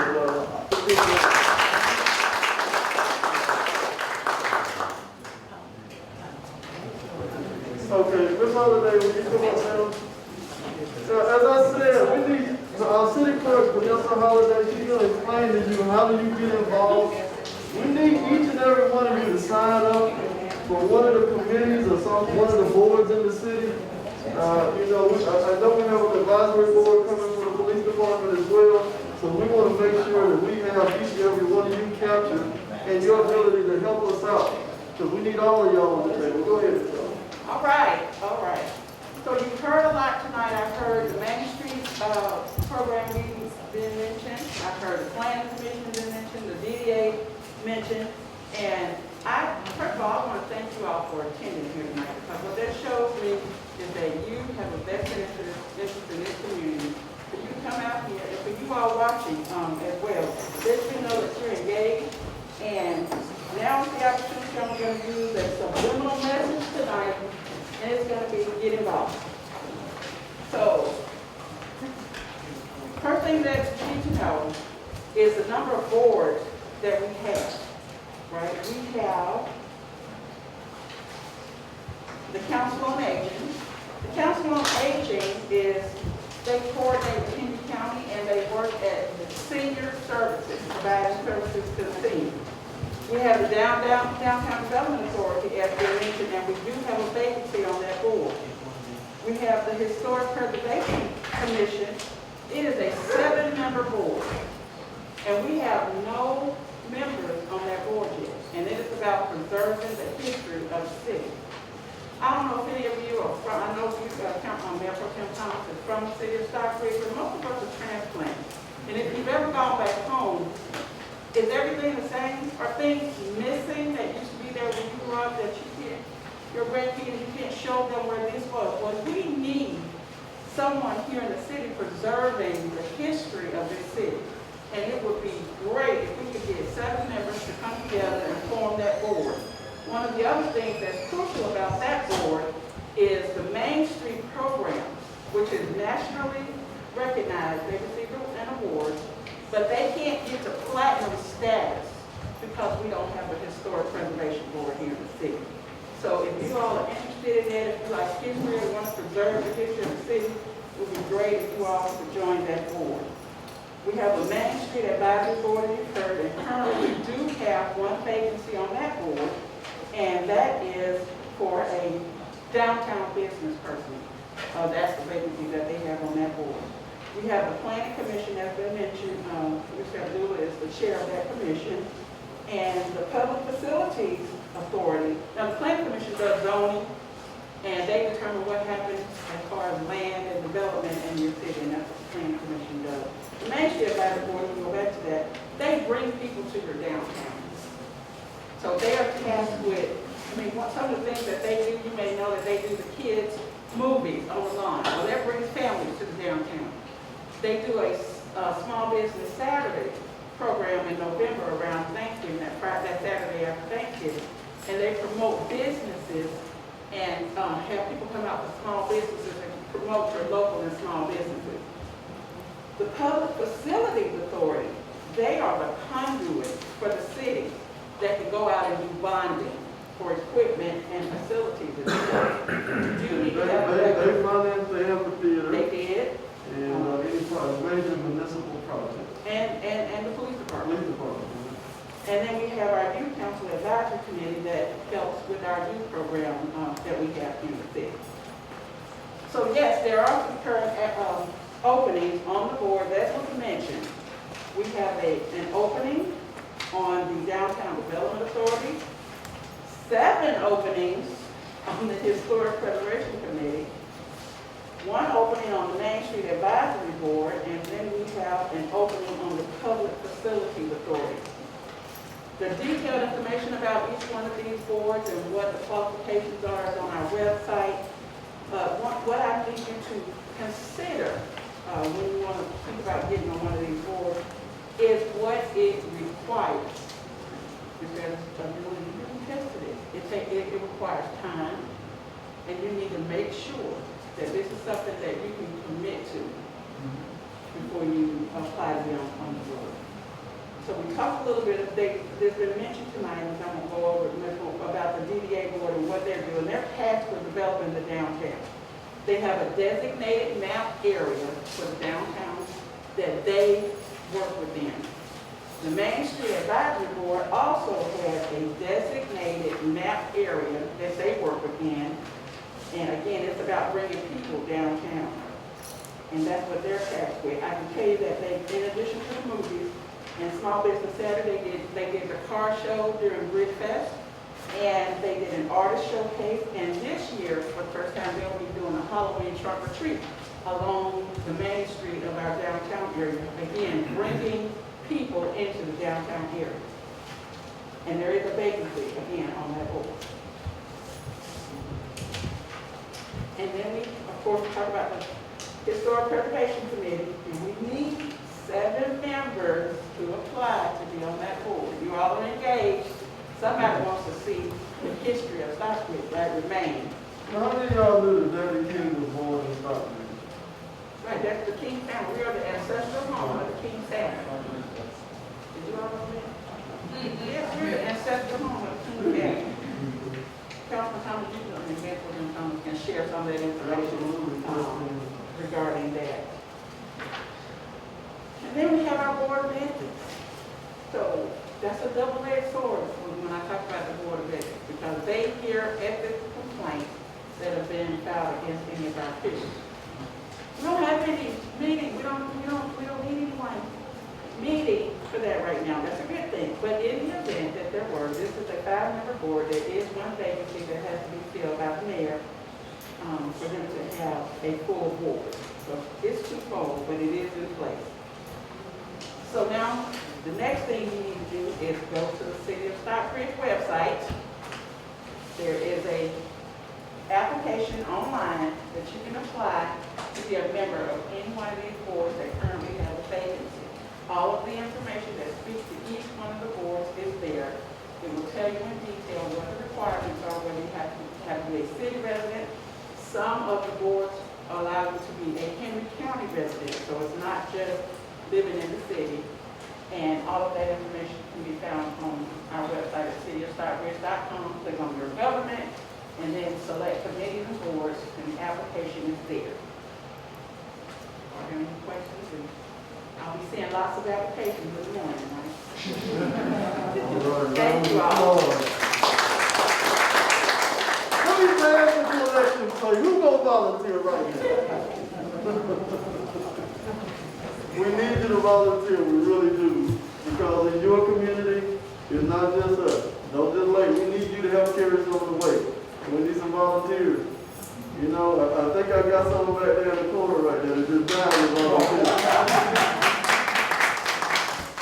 You know how we can volunteer you, right? No, I'm not going to volunteer you right there. All right. Keep Stockbridge Beautiful. Ronald is been on there. Mike has been on there. We go out, we do volunteer projects in the city. We got one coming up on July 30th. We're going to do beautification along Campground Road. Making sure, you know, that it looks nice. It looks so much nicer than it used to look along Peach Drive. We used to come to the area, the grass is all overgrown and littered. Look how it looks now. That's not by accident. That's because of the work that we've been putting in as the mayor and council, and you all been putting in. And let me give another round of applause to Mayor Pro Tem, Alfonso Thomas, Yolanda Barber, John Blunt, and Lakeisha Gant for paving the streets in Winslow.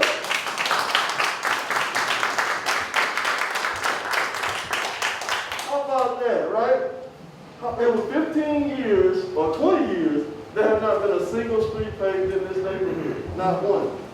Now they're paving them, because when I took in Stockbridge, not one of these streets was even listed as Stockbridge streets. It's important to have somebody at the table like Mr. Abdullah, myself, to be able to represent the community. We did this project along North Boulevard.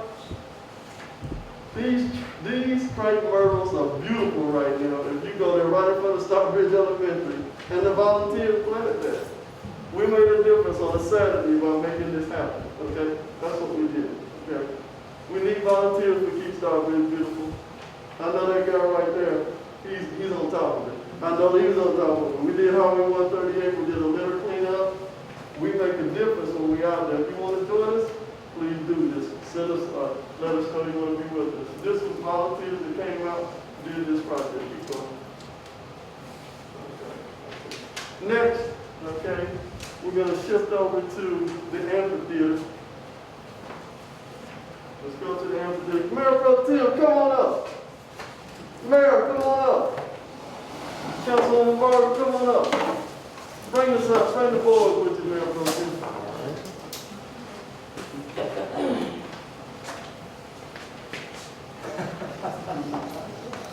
That's the next one coming up.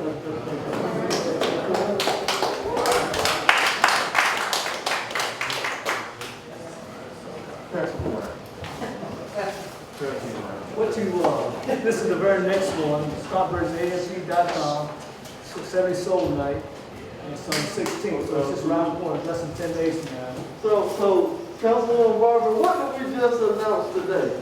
Oh, there's a second show that's been added for Fantasia. A second show for Fantasia. The first show sold out. We got a second show, so if you didn't get a table, go online to StockbridgeAmp.com and get the tables, because they're going to go first, right? Absolutely, absolutely. Now, Mayor, tell us about the July 16th night where we got, it's all white, right? All white party, everybody comes in white and whatnot, all 70, it's coming around there, all 70 Soul Jam. Some of you may be kind of in an age group with me, where you were in high school and college in the 70s, so we're going to be jamming real good that night with the man hands Bill Farm. The mayor dances too, y'all. He's a good dancer. Jimmy J.J. Johnson Dynamite's going to be the host that night. Heat Waves coming in there, it's real good. So listen, StockbridgeASB.com, come on with it. It's a few days from now. You missed that. Jimmy J.J. Walker is going to be the whole. Read out the names on all the groups. We got a whole night of old school.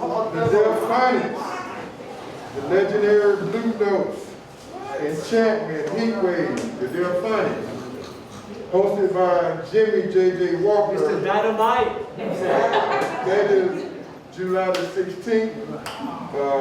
It says doors open at 7. But they will open up at 6. The concert is at 8. Absolutely. And you can get your all points together. Absolutely. And that's what Tim, we got the Mayor, I tell you, both of y'all go ahead. Mayor, we got the Centennial event coming up as well. That's on August 7th.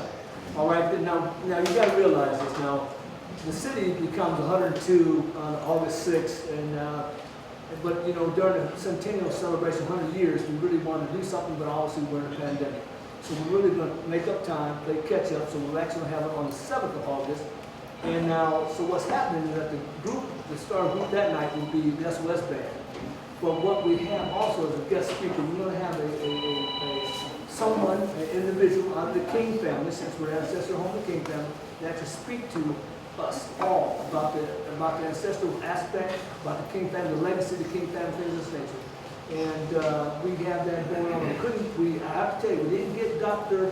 Bernice King. She's booked up. But we have a relative come and talk to us about that from the King family.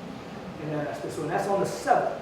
Our actual anniversary is the 6th. It just so happens on the 6th, though, is the concert is going to be a concert there at the Rick Springfield.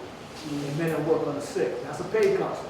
But the one on the 7th is free of charge. It's a city event. Okay? Absolutely, we certainly appreciate that. And this is all a part of our plan to build up the Stockbridge downtown that you don't know about. And trust me, some of the time, our council members don't understand, you guys don't even know where downtown is. Trust me, I hear it because we don't, before I joined council, I never ventured there either. You gotta understand it's the work that we're trying to put in to get you, to draw you there, because we need your coffee shop there. We need your bookstore there. And the gold mine awaits you for opening those businesses up in that area, okay? You know, and that really works in everybody's benefit for us to have a gathering space in the downtown area, understanding that that's a park area right next door to it. It's built out. We're going to eventually have our beautiful fountains restored there. And it's a beautiful walking trail around that fountain area where you can come in and enjoy a walk through downtown. You'll be able to connect to the entire area and walk it. I hope eventually we want to be able to connect to the Panola Mountain trails up in Panola Mountain and out west to the Lake Spivey Trail. Would you like to see that, Councilwoman? Let me add something here. Before you ladies night out, August 20th. Yes. Ladies night out, 112, next Jenny Wine. And who else is it? 112. Jenny Wine next. 112. Okay. It's coming that night. Ladies night out. All right? Boy, ladies. You can bring your husband, you bring him back. Come on out, have a good time. Absolutely, I understand. There's other projects coming in downtown. Mayor Pro Tem, when we talk about the Cultural Arts Center project, which is the next state-of-the-art project we got coming up. Well, first let me say, it's good to be here with you. Thank you for inviting me out. If you paid attention, I'm sure you did, of all the presentations tonight and everything that we talked about, and I think the chief said it there, it's all about continuously improving the quality of life for all the citizens here at Stockbridge. Everything that you've heard tonight, everything that you see us do, it's all about us improving those services that we provide. This is what we're obligated to do. We represent the municipality, but that's what we do. That's what we're supposed to do. And that's what we're trying to do. Now, in our efforts to develop downtown, you have to have those triggers. You have to have those things that's going to attract. Now, we talked about the development, and we talked about people. And people, that's that entity that as a business owner, you want to come and bring your business because you need what to sustain your business? You need people. So when we built the amphitheater, we built that for your pleasure and your enjoyment. And every night we have a concert. We're talking about over 3,000 people in that downtown area. As we speak now, a multi-million-dollar cultural art facility that is going to house a museum, a ballroom, a theater. So, and all in walking distance, the STEM school, all of this is in a blueprint of walking. So, and I call it the Twin Towers. So if you have the amphitheater here, you have the cultural art facility there. You don't have to call it the Triple Towers with the STEM school. Well, that is correct. That is correct. Now, with the amphitheater and the cultural arts, you may have folks that may not never go to a concert at the amphitheater. But the cultural art facility is probably going to attract a whole different set of people, young people. And Ms. Barbara can speak to this. When the word came out that we were going to build this cultural art, the Center for Puppetry Arts, are y'all familiar with that in Atlanta? They immediately came to the city of Stockbridge, and Ms. Barbara and I was on that meeting with them. And they talked about how they engage with Fulton County schools. Now, the cultural art facility, there is 4 churches in walking distance. There are 2, 3 schools in walking distance from the culture. So that's your buy-in, that's your feed-in right there. You're talking about fraternities, you're talking about churches, all types of organizations. You're talking about a ballroom that's going to compete with Eagles Landing Country Club, weddings, etc., etc. You're talking about theatrical plays. So how many of you have been to a play recently, or ever been to a play? We're going to bring that to Stockbridge. Right here for you. We're bringing that. So you're talking about attracting a whole different set of people, colorless. The cultural art facility, that facility that's gonna bring all people together regardless of the walk of life. Where some of us folks may not never go to the amphitheater, and vice versa. But that's what that cultural art facility is gonna do. And let me just throw this in. It is named the Carrie Cameron. She is the first African American, well, she's the first restaurant owner in the city of Stockbridge. Her building still stands today, built in 1947.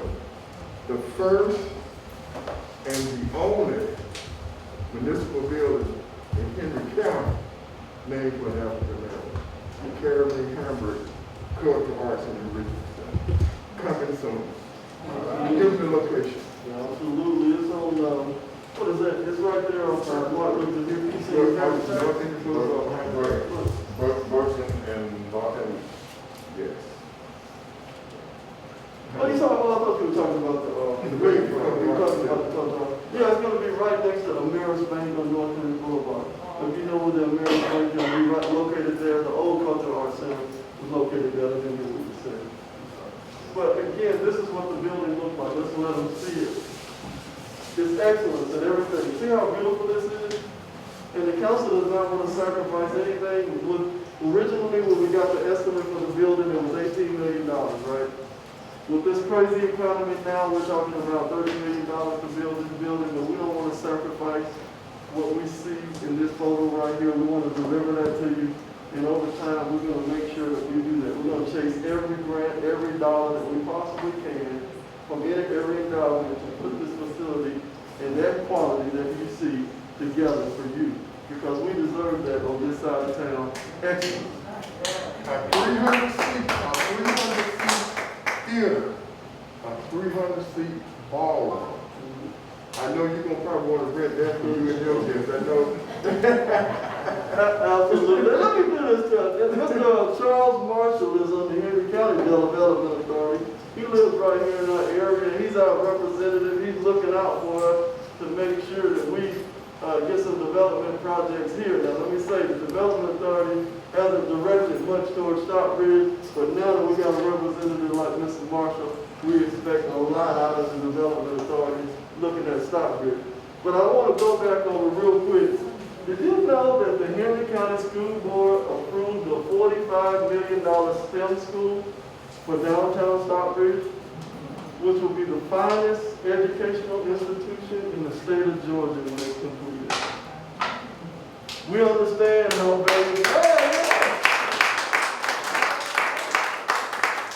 understand how important education is, right? Especially for everything, for our kids to have top-notch school, top-notch equipment, robotics, everything in this school. It's 3 levels tall with a huge, beautiful campus that will help highlight our downtown. It's a part of $100 million in investment that we got coming in downtown. This is why you need to be proud of your city. It is confusing to us when McDonough addresses, but you are a Stockbridge resident. Everybody in this room is a Stockbridge resident. So when they ask you where do you live, you don't say McDonough. You live in Stockbridge. This is where we live. We are Stockbridge residents, Stockbridge proud. You get a vote. You get to vote for the mayor. You get to vote for council. You have vote. You have a stake in this community to vote for the elected officials to represent you. You get to vote for all of us. Okay? Hopefully you will. But you get to vote for those positions. Okay? That's what you get to vote for. And understanding, this is what we're here for. I'm going to go ahead and start with the question and answer. If there's any questions at this point, go right ahead. I have a question and then, well, advice to y'all on the ballroom. I don't know if you all know, but I've had 4 children to graduate out of Stockbridge High. Every school in Henry County goes to Atlanta for prom. Yes. So that's an opportunity when you do that ball. Yeah, that's true. Every single school in Henry County goes downtown for their prom. So that's an opportunity. Thank you. Now, my next question is in regards to the gas stations. I know we can't change the ones that are here, but is there anything we can do about putting a demand on them to do better with their landscaping.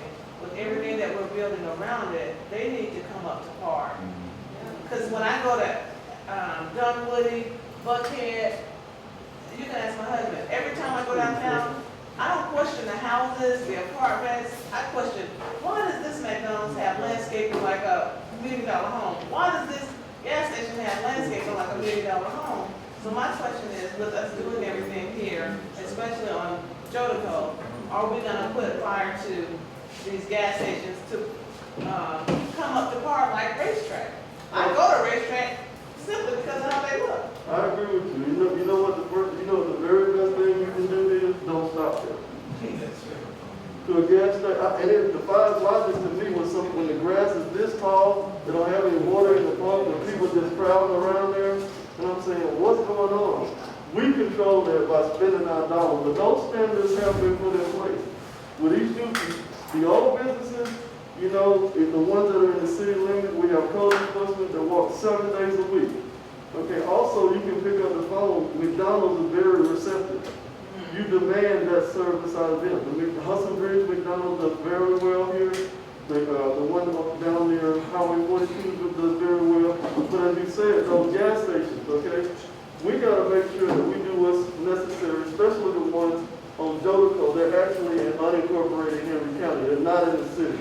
So we don't have jurisdiction over them. We have to demand that the county officials raise the bar there as well to hold them accountable for keeping the litter on the lot. All of those are increased standards. Yeah, and a lot of times that happens at the beginning because they have relaxed landscape requirements, and so they build to the bare minimum rather than asking them to actually do more on landscaping. That's been a problem. So for us, that's a lot of that's addressed in that book. If you locate those areas, you got to put in key landscaping to make sure that as the development ages, the landscaping goes with it. But I'll tell you something, the chief knows this as well. When it comes to landscaping, we also got to be intentional. I don't know if you've heard this term before, called CEPTED. It's crime prevention to environmental design, right? And this kills me every single time when I see a bank put the ATM machine behind the building. I never go there, right? Because you're not in plain sight. That's a CEPTED issue. So the same thing as it relates to landscaping, when we put them in, we need to make sure it's not something that's going to grow this tall, that you can't see what's going on in that store. The other one is then putting signs in a bunch of signs in the windows. And those white little lights. And that's actually against state law, and they still do, right? But that's where we have to ask code enforcement to step up their game and do things and make sure we're attention to what these guys are doing needs to be done to make sure. Because one of the key places that people rob, gas stations, right? And if you can't see inside and know what's going on, you don't know that the gas station is getting robbed until after the guy's running out the counter and driving off. So definitely be looking at that and addressing that, especially on the city side. But it's going to have to us work, like we said, with the county, to ask them to increase their landscape requirements. Because a lot hasn't changed in 20 years. Yes, sir. Oh yes, I'm a resident here. Really from Atlanta. I joined the Army and been around pretty much the world, right? Lived in Louisiana for like 18 years. So I said it's time to come home. Coming from Atlanta, somehow or another, real estate agent got me here. Never heard of Stockbridge. But I'm here, I love it. But it's, my thing is, you're saying we're gonna grow. I moved here because it was quiet. Because I'm used to small communities. Now, like you telling me it's gonna grow. Got me concerned. Are we gonna grow in every area? Police force, what have you? Are they gonna continue to be vigilant on what's transpiring? What's gonna transpire in our community? And another thing is, like Jodico, our houses are probably about 100 feet from Camp Creek, campground. Right. And we get a lot of people walking through the backyards. And we got a lot of noise going on too. I hear a lot of residents complaining Matter of fact, we had one resident put almost a 10-foot fence off because of the road noise or what have you. So my thing is, I'm concerned with that because strangers can come. You got a tall fence, strangers can come in and you never know they're there because of your fence is so tall, and your neighbors never know they're in there because your fence is tall, but they're trying to protect themselves from the noise. What are we going to do when it comes to the noise prevention of the campground? You know, Unfortunately, Campground Road was paid for by Henry County, and it's a Henry County project, so we only have so much control. We control in terms of the maintenance, in terms of the grass cutting and over there, but they own the right of way, which is the improvements. They didn't put any sound barriers or anything. They were going to put forestation up against Campground Road in order to quiet that down.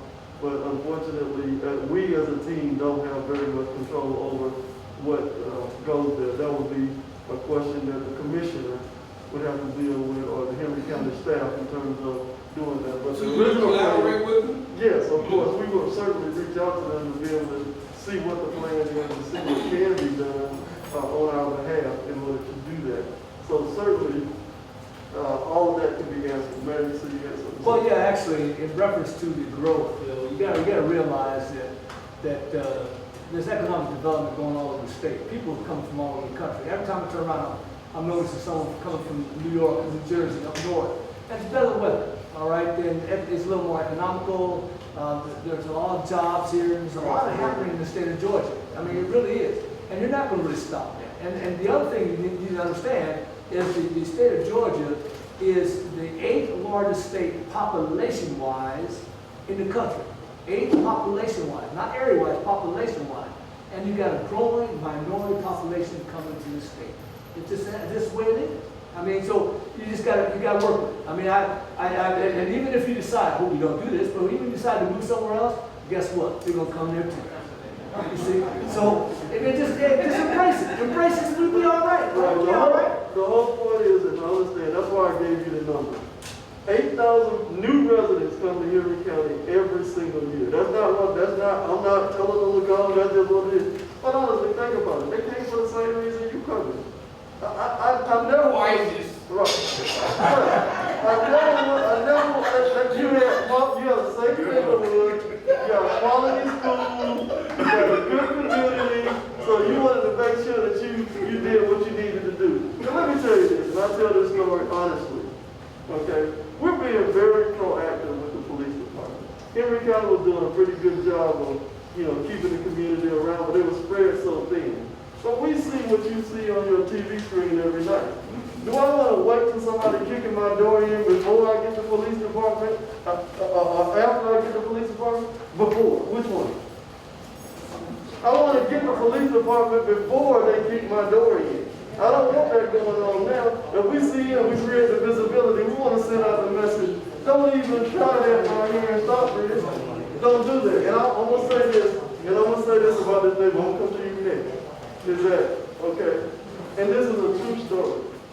Up until 2 years ago, I lived in this neighborhood, and I never even had a key to the house. I would leave the door when I would go away. Okay? Now, why did I stop doing that? One of our friends came over, they were like, oh, you didn't have a key. I never even thought about that. He said, you know what, you're going to wait until something happens, and something's going to happen one day, but you don't even have a key. But I did that for 18 years. Nothing else has happened here that caused me to change that, except my friend said, you know what, do you want to wait till the day after to do something about it? Or do you want to set an alarm in your house and get a key to prevent that from happening? So I said, you know what, even though nothing's happened, I'm going to change my behavior. But the fact that I was living in this neighborhood and able to leave my door open for 18 years, and nothing ever happened, it tells you everything about this neighborhood that you need to know. But I'm not going to wait till my door gets kicked in or something happens, because I see it very close to me, and it's getting closer and closer and closer. So these officers are going to be patrolling with my door locked and my alarm on to make sure that we don't get to that point. Go ahead, man. Okay, I've got two questions. The first one is on parking on the city streets. Mm-hmm. It's that gonna be an ongoing thing, maybe once a month, once a week? How will we actually know they actually have the right? Because I see some of the folks, and where I park, they'll park in front of the mailbox. I had a person that I asked him to move, and he came up to me and said, well, can't they get out and put it in here, so I had to leave that alone. Look, we have, The next question well, was. can we answer that one first? You want to answer that one first? Yeah. Okay, we have an ordinance. We have an ordinance. We now have a police department. We have a courthouse and a judge. I would say we're going to implement and act on the ordinance. And towing, We're going to do that. And towing. Initially, what we're gonna do is warnings will be issued, and then additionally for a period of time, for 30 days or whatever. And then once those warnings go through, and then you're caught, then it will be different. But there will be exceptions for, like, you know, let's say you had a sick relative or what have you, that will, from what I understood, the pass plan included like a pass or something if you had a sick relative, or you have service personnel that come to your house. Of course, they can't park in the driveway. There are exemptions for short-term parking on the street. And my second question is, on 911, will this thing go to Henry County or Stockbridge first? Because in the past, prior to you getting your new police station, come up here, chief, they said, where you're located? Are you inside the city or you outside? So you're trying to deal with your emergency, but you know, nobody's people. Let the chief answer that question.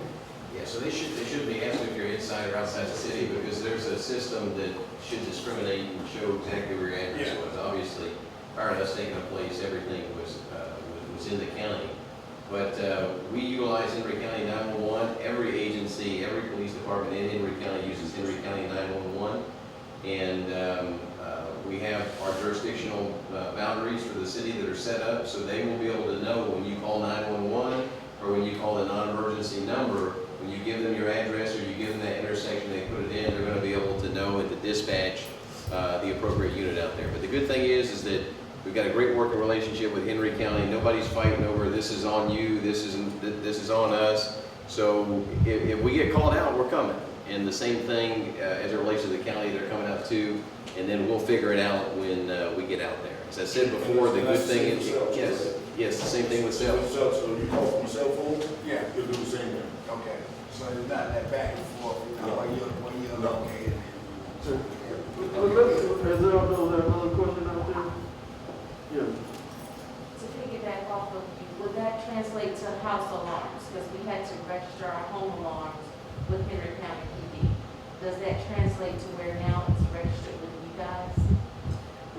We do have a requirement to register alarms in the city. The thing is we're a week into this. We're still figuratively unpacking our boxes, you know, and so that'll be something that we'll have to notify the homeowners of in the future, and then we'll want to make sure that we have that information so that if there is an issue that's going on, that we're able to contact you appropriately. So that's on the horizon for the future.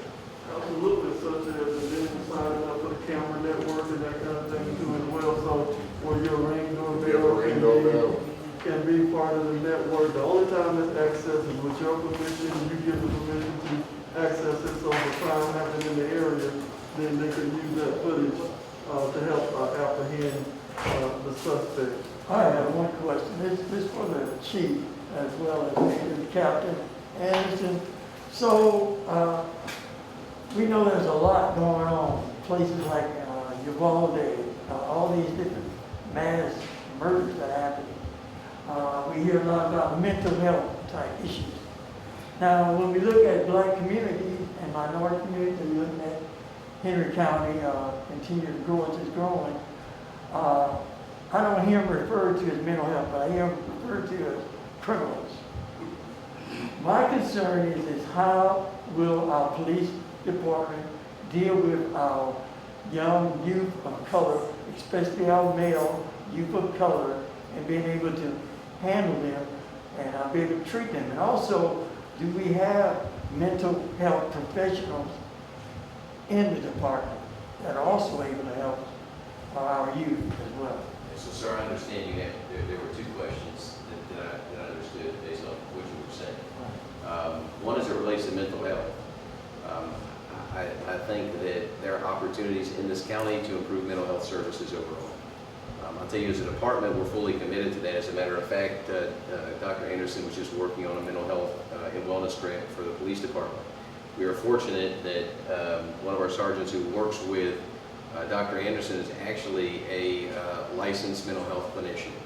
And so we've been already discussing about how we might be able to utilize her to be able to service members of the community. Our intent is to move towards a co-responder model where we have mental health professionals that are working in coordination with the police department to be able to address those things. And we're not criminalizing mental health. Mental health is an illness just like any other illness. If you have cancer, if you have diabetes, whatever it is, mental health is an illness, and we have to recognize it as such, and we have to respond to it as such. We have trained our officers. One of the things that we're committed to, we had the opportunity to train our staff for 30 days prior to us rolling out, and we wanted to provide them with the important training and services they need to be able to appropriately service our community. And one of the things that every officer, 100% of our agency, was certified in is mental health first aid, which is just that. It's an 8-hour training program that equips officers, teaches them how to address folks that are suffering with various different mental health issues. Over 60% of our department are certified in CIT, which is crisis intervention training. It's a 40-plus hour training program. I believe both Captain Yermak and Dr. Anderson are both certified instructors in CIT training, and so it's very important to us. It's part of our training programming, and it's something that we're very cognizant of, and we've actually been working with. I don't know if you know, Henry County has a mental health task force with the courts, with other jurisdictions. We're partners in it. As a matter of fact, Dr. Anderson will be going down and participating in that on Monday, this upcoming week. And so we're very cognizant of that. We want to make sure that we're providing people with resources. The unfortunate thing is there are not a lot of resources out there for people that are dealing with those situations. So we have a couple partnerships in place, and we're handling those things, but again, there's opportunities to grow. As it relates to dealing with our youth, particularly young men of color, as it relates to outreach, we're looking at the long-term approach. And so we believe part of our programming as it relates to community outreach has to focus on the youth. Because the only way that we really, we change the relationship, we change the dynamics, we change some of the issues that are occurring between our young African American males, and especially law enforcement, we have to focus on those things. We have to get in there early, and we have to build those partnerships, and we have to build that trust with them. We've got a great youth council. Stockbridge, I think, is leading the charge in terms of that. And so we've already talked about, Dr. Anson's talked about partnering with our youth council, getting out there in the schools. We just had a meeting with the district attorney's office with D.A. Patel the other day, and they have a program where they get out in the middle schools and they try to get at the youth while they're at that transitional period and talk to them, not just about police relations, but just how to make better decisions, about how to be a young man. And so we want to implement police athletic leagues. We want to implement opportunities to have mentoring relationships with our youth, and so we can change that narrative, we can improve those relationships. And those are some things that we've talked about. Those are things that we discussed, and they'll be part of our strategic plan as we move forward. A couple things I want to point out real quick. Chief, do we have any speed traps in Stockbridge? Speed traps? Not that I'm aware of. I keep hearing that the Stockbridge police is going to be out there ticketing everybody and using it as a revenue. Haven't we made a pledge to never do that? Yeah, we have. And there's not a lot of traffic enforcement going on at the moment anyways, right? We're still trying to get our feet underneath this. We, as an agency, we are taking a data-driven approach to everything. So when it comes to traffic enforcement, we're enforcing traffic in areas where there's a high incident of accidents, or there's excessive speeding, or there's actually a problem. This isn't setting at an intersection or getting into, a quote-unquote honey hole where you got speeds that go from, from 55 to 45 to 30. Like, we're not doing any of that. Like, that's not what we need to be investing our time in. And so we're looking at the crime data, we're looking at where the accidents are occurring, we're looking where the problems are, and that's where we're going to focus our traffic enforcement efforts. what I believe happened many, many years ago, that's how the Stockbridge Police Department got in trouble about 45 years ago, doing exactly that, having these speed traps and things of these nature. See that, and the government disbanded them. But see, this is the new beginning, ladies and gentlemen.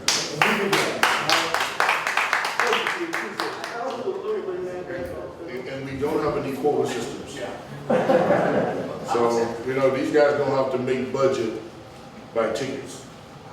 So the one thing real quick I want to do, real quick before we do anything else, Dr. Anderson is the first female officer hired in the city.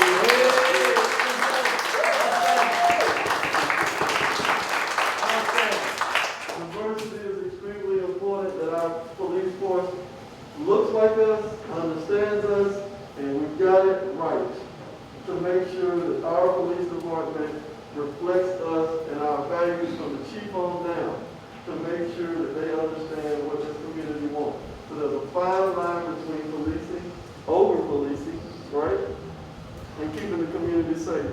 They're very cognizant of that, and the mode is community policing. The same officers will what? Patrol your zone every day, right, Chief? That's right. So you'll get to know your officers. There'll be an officer assigned to this community, this neighborhood, actually 4 officers, depending on what time of day and what day of the week that they're working, that you will get to know.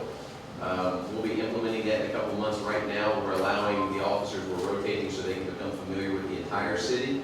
But once we feel like everybody's familiarized, we're going to have those officers specifically assigned to an area so they can build and cultivate those relationships with members of the community. When I grew up in Atlanta, as a kid, I remember officers coming to the school, and they would show us the vehicles and all that. And I'm like, wow, I want to do this, right? But we used to call them, these call themselves officer friendly. And that stuck with me for years and years. It stuck with me to a point where I ended up being a sheriff in Louisiana. And maybe we can implement something similar to that to give these kids a positive aspect of the police department and what they really do. I remember my son would see a police, he really didn't know about the police, but he was real scared when he saw them. You know, so maybe you can implement something like that with the schools as well. Yeah, we talked about that. You want to talk about the summer camp program?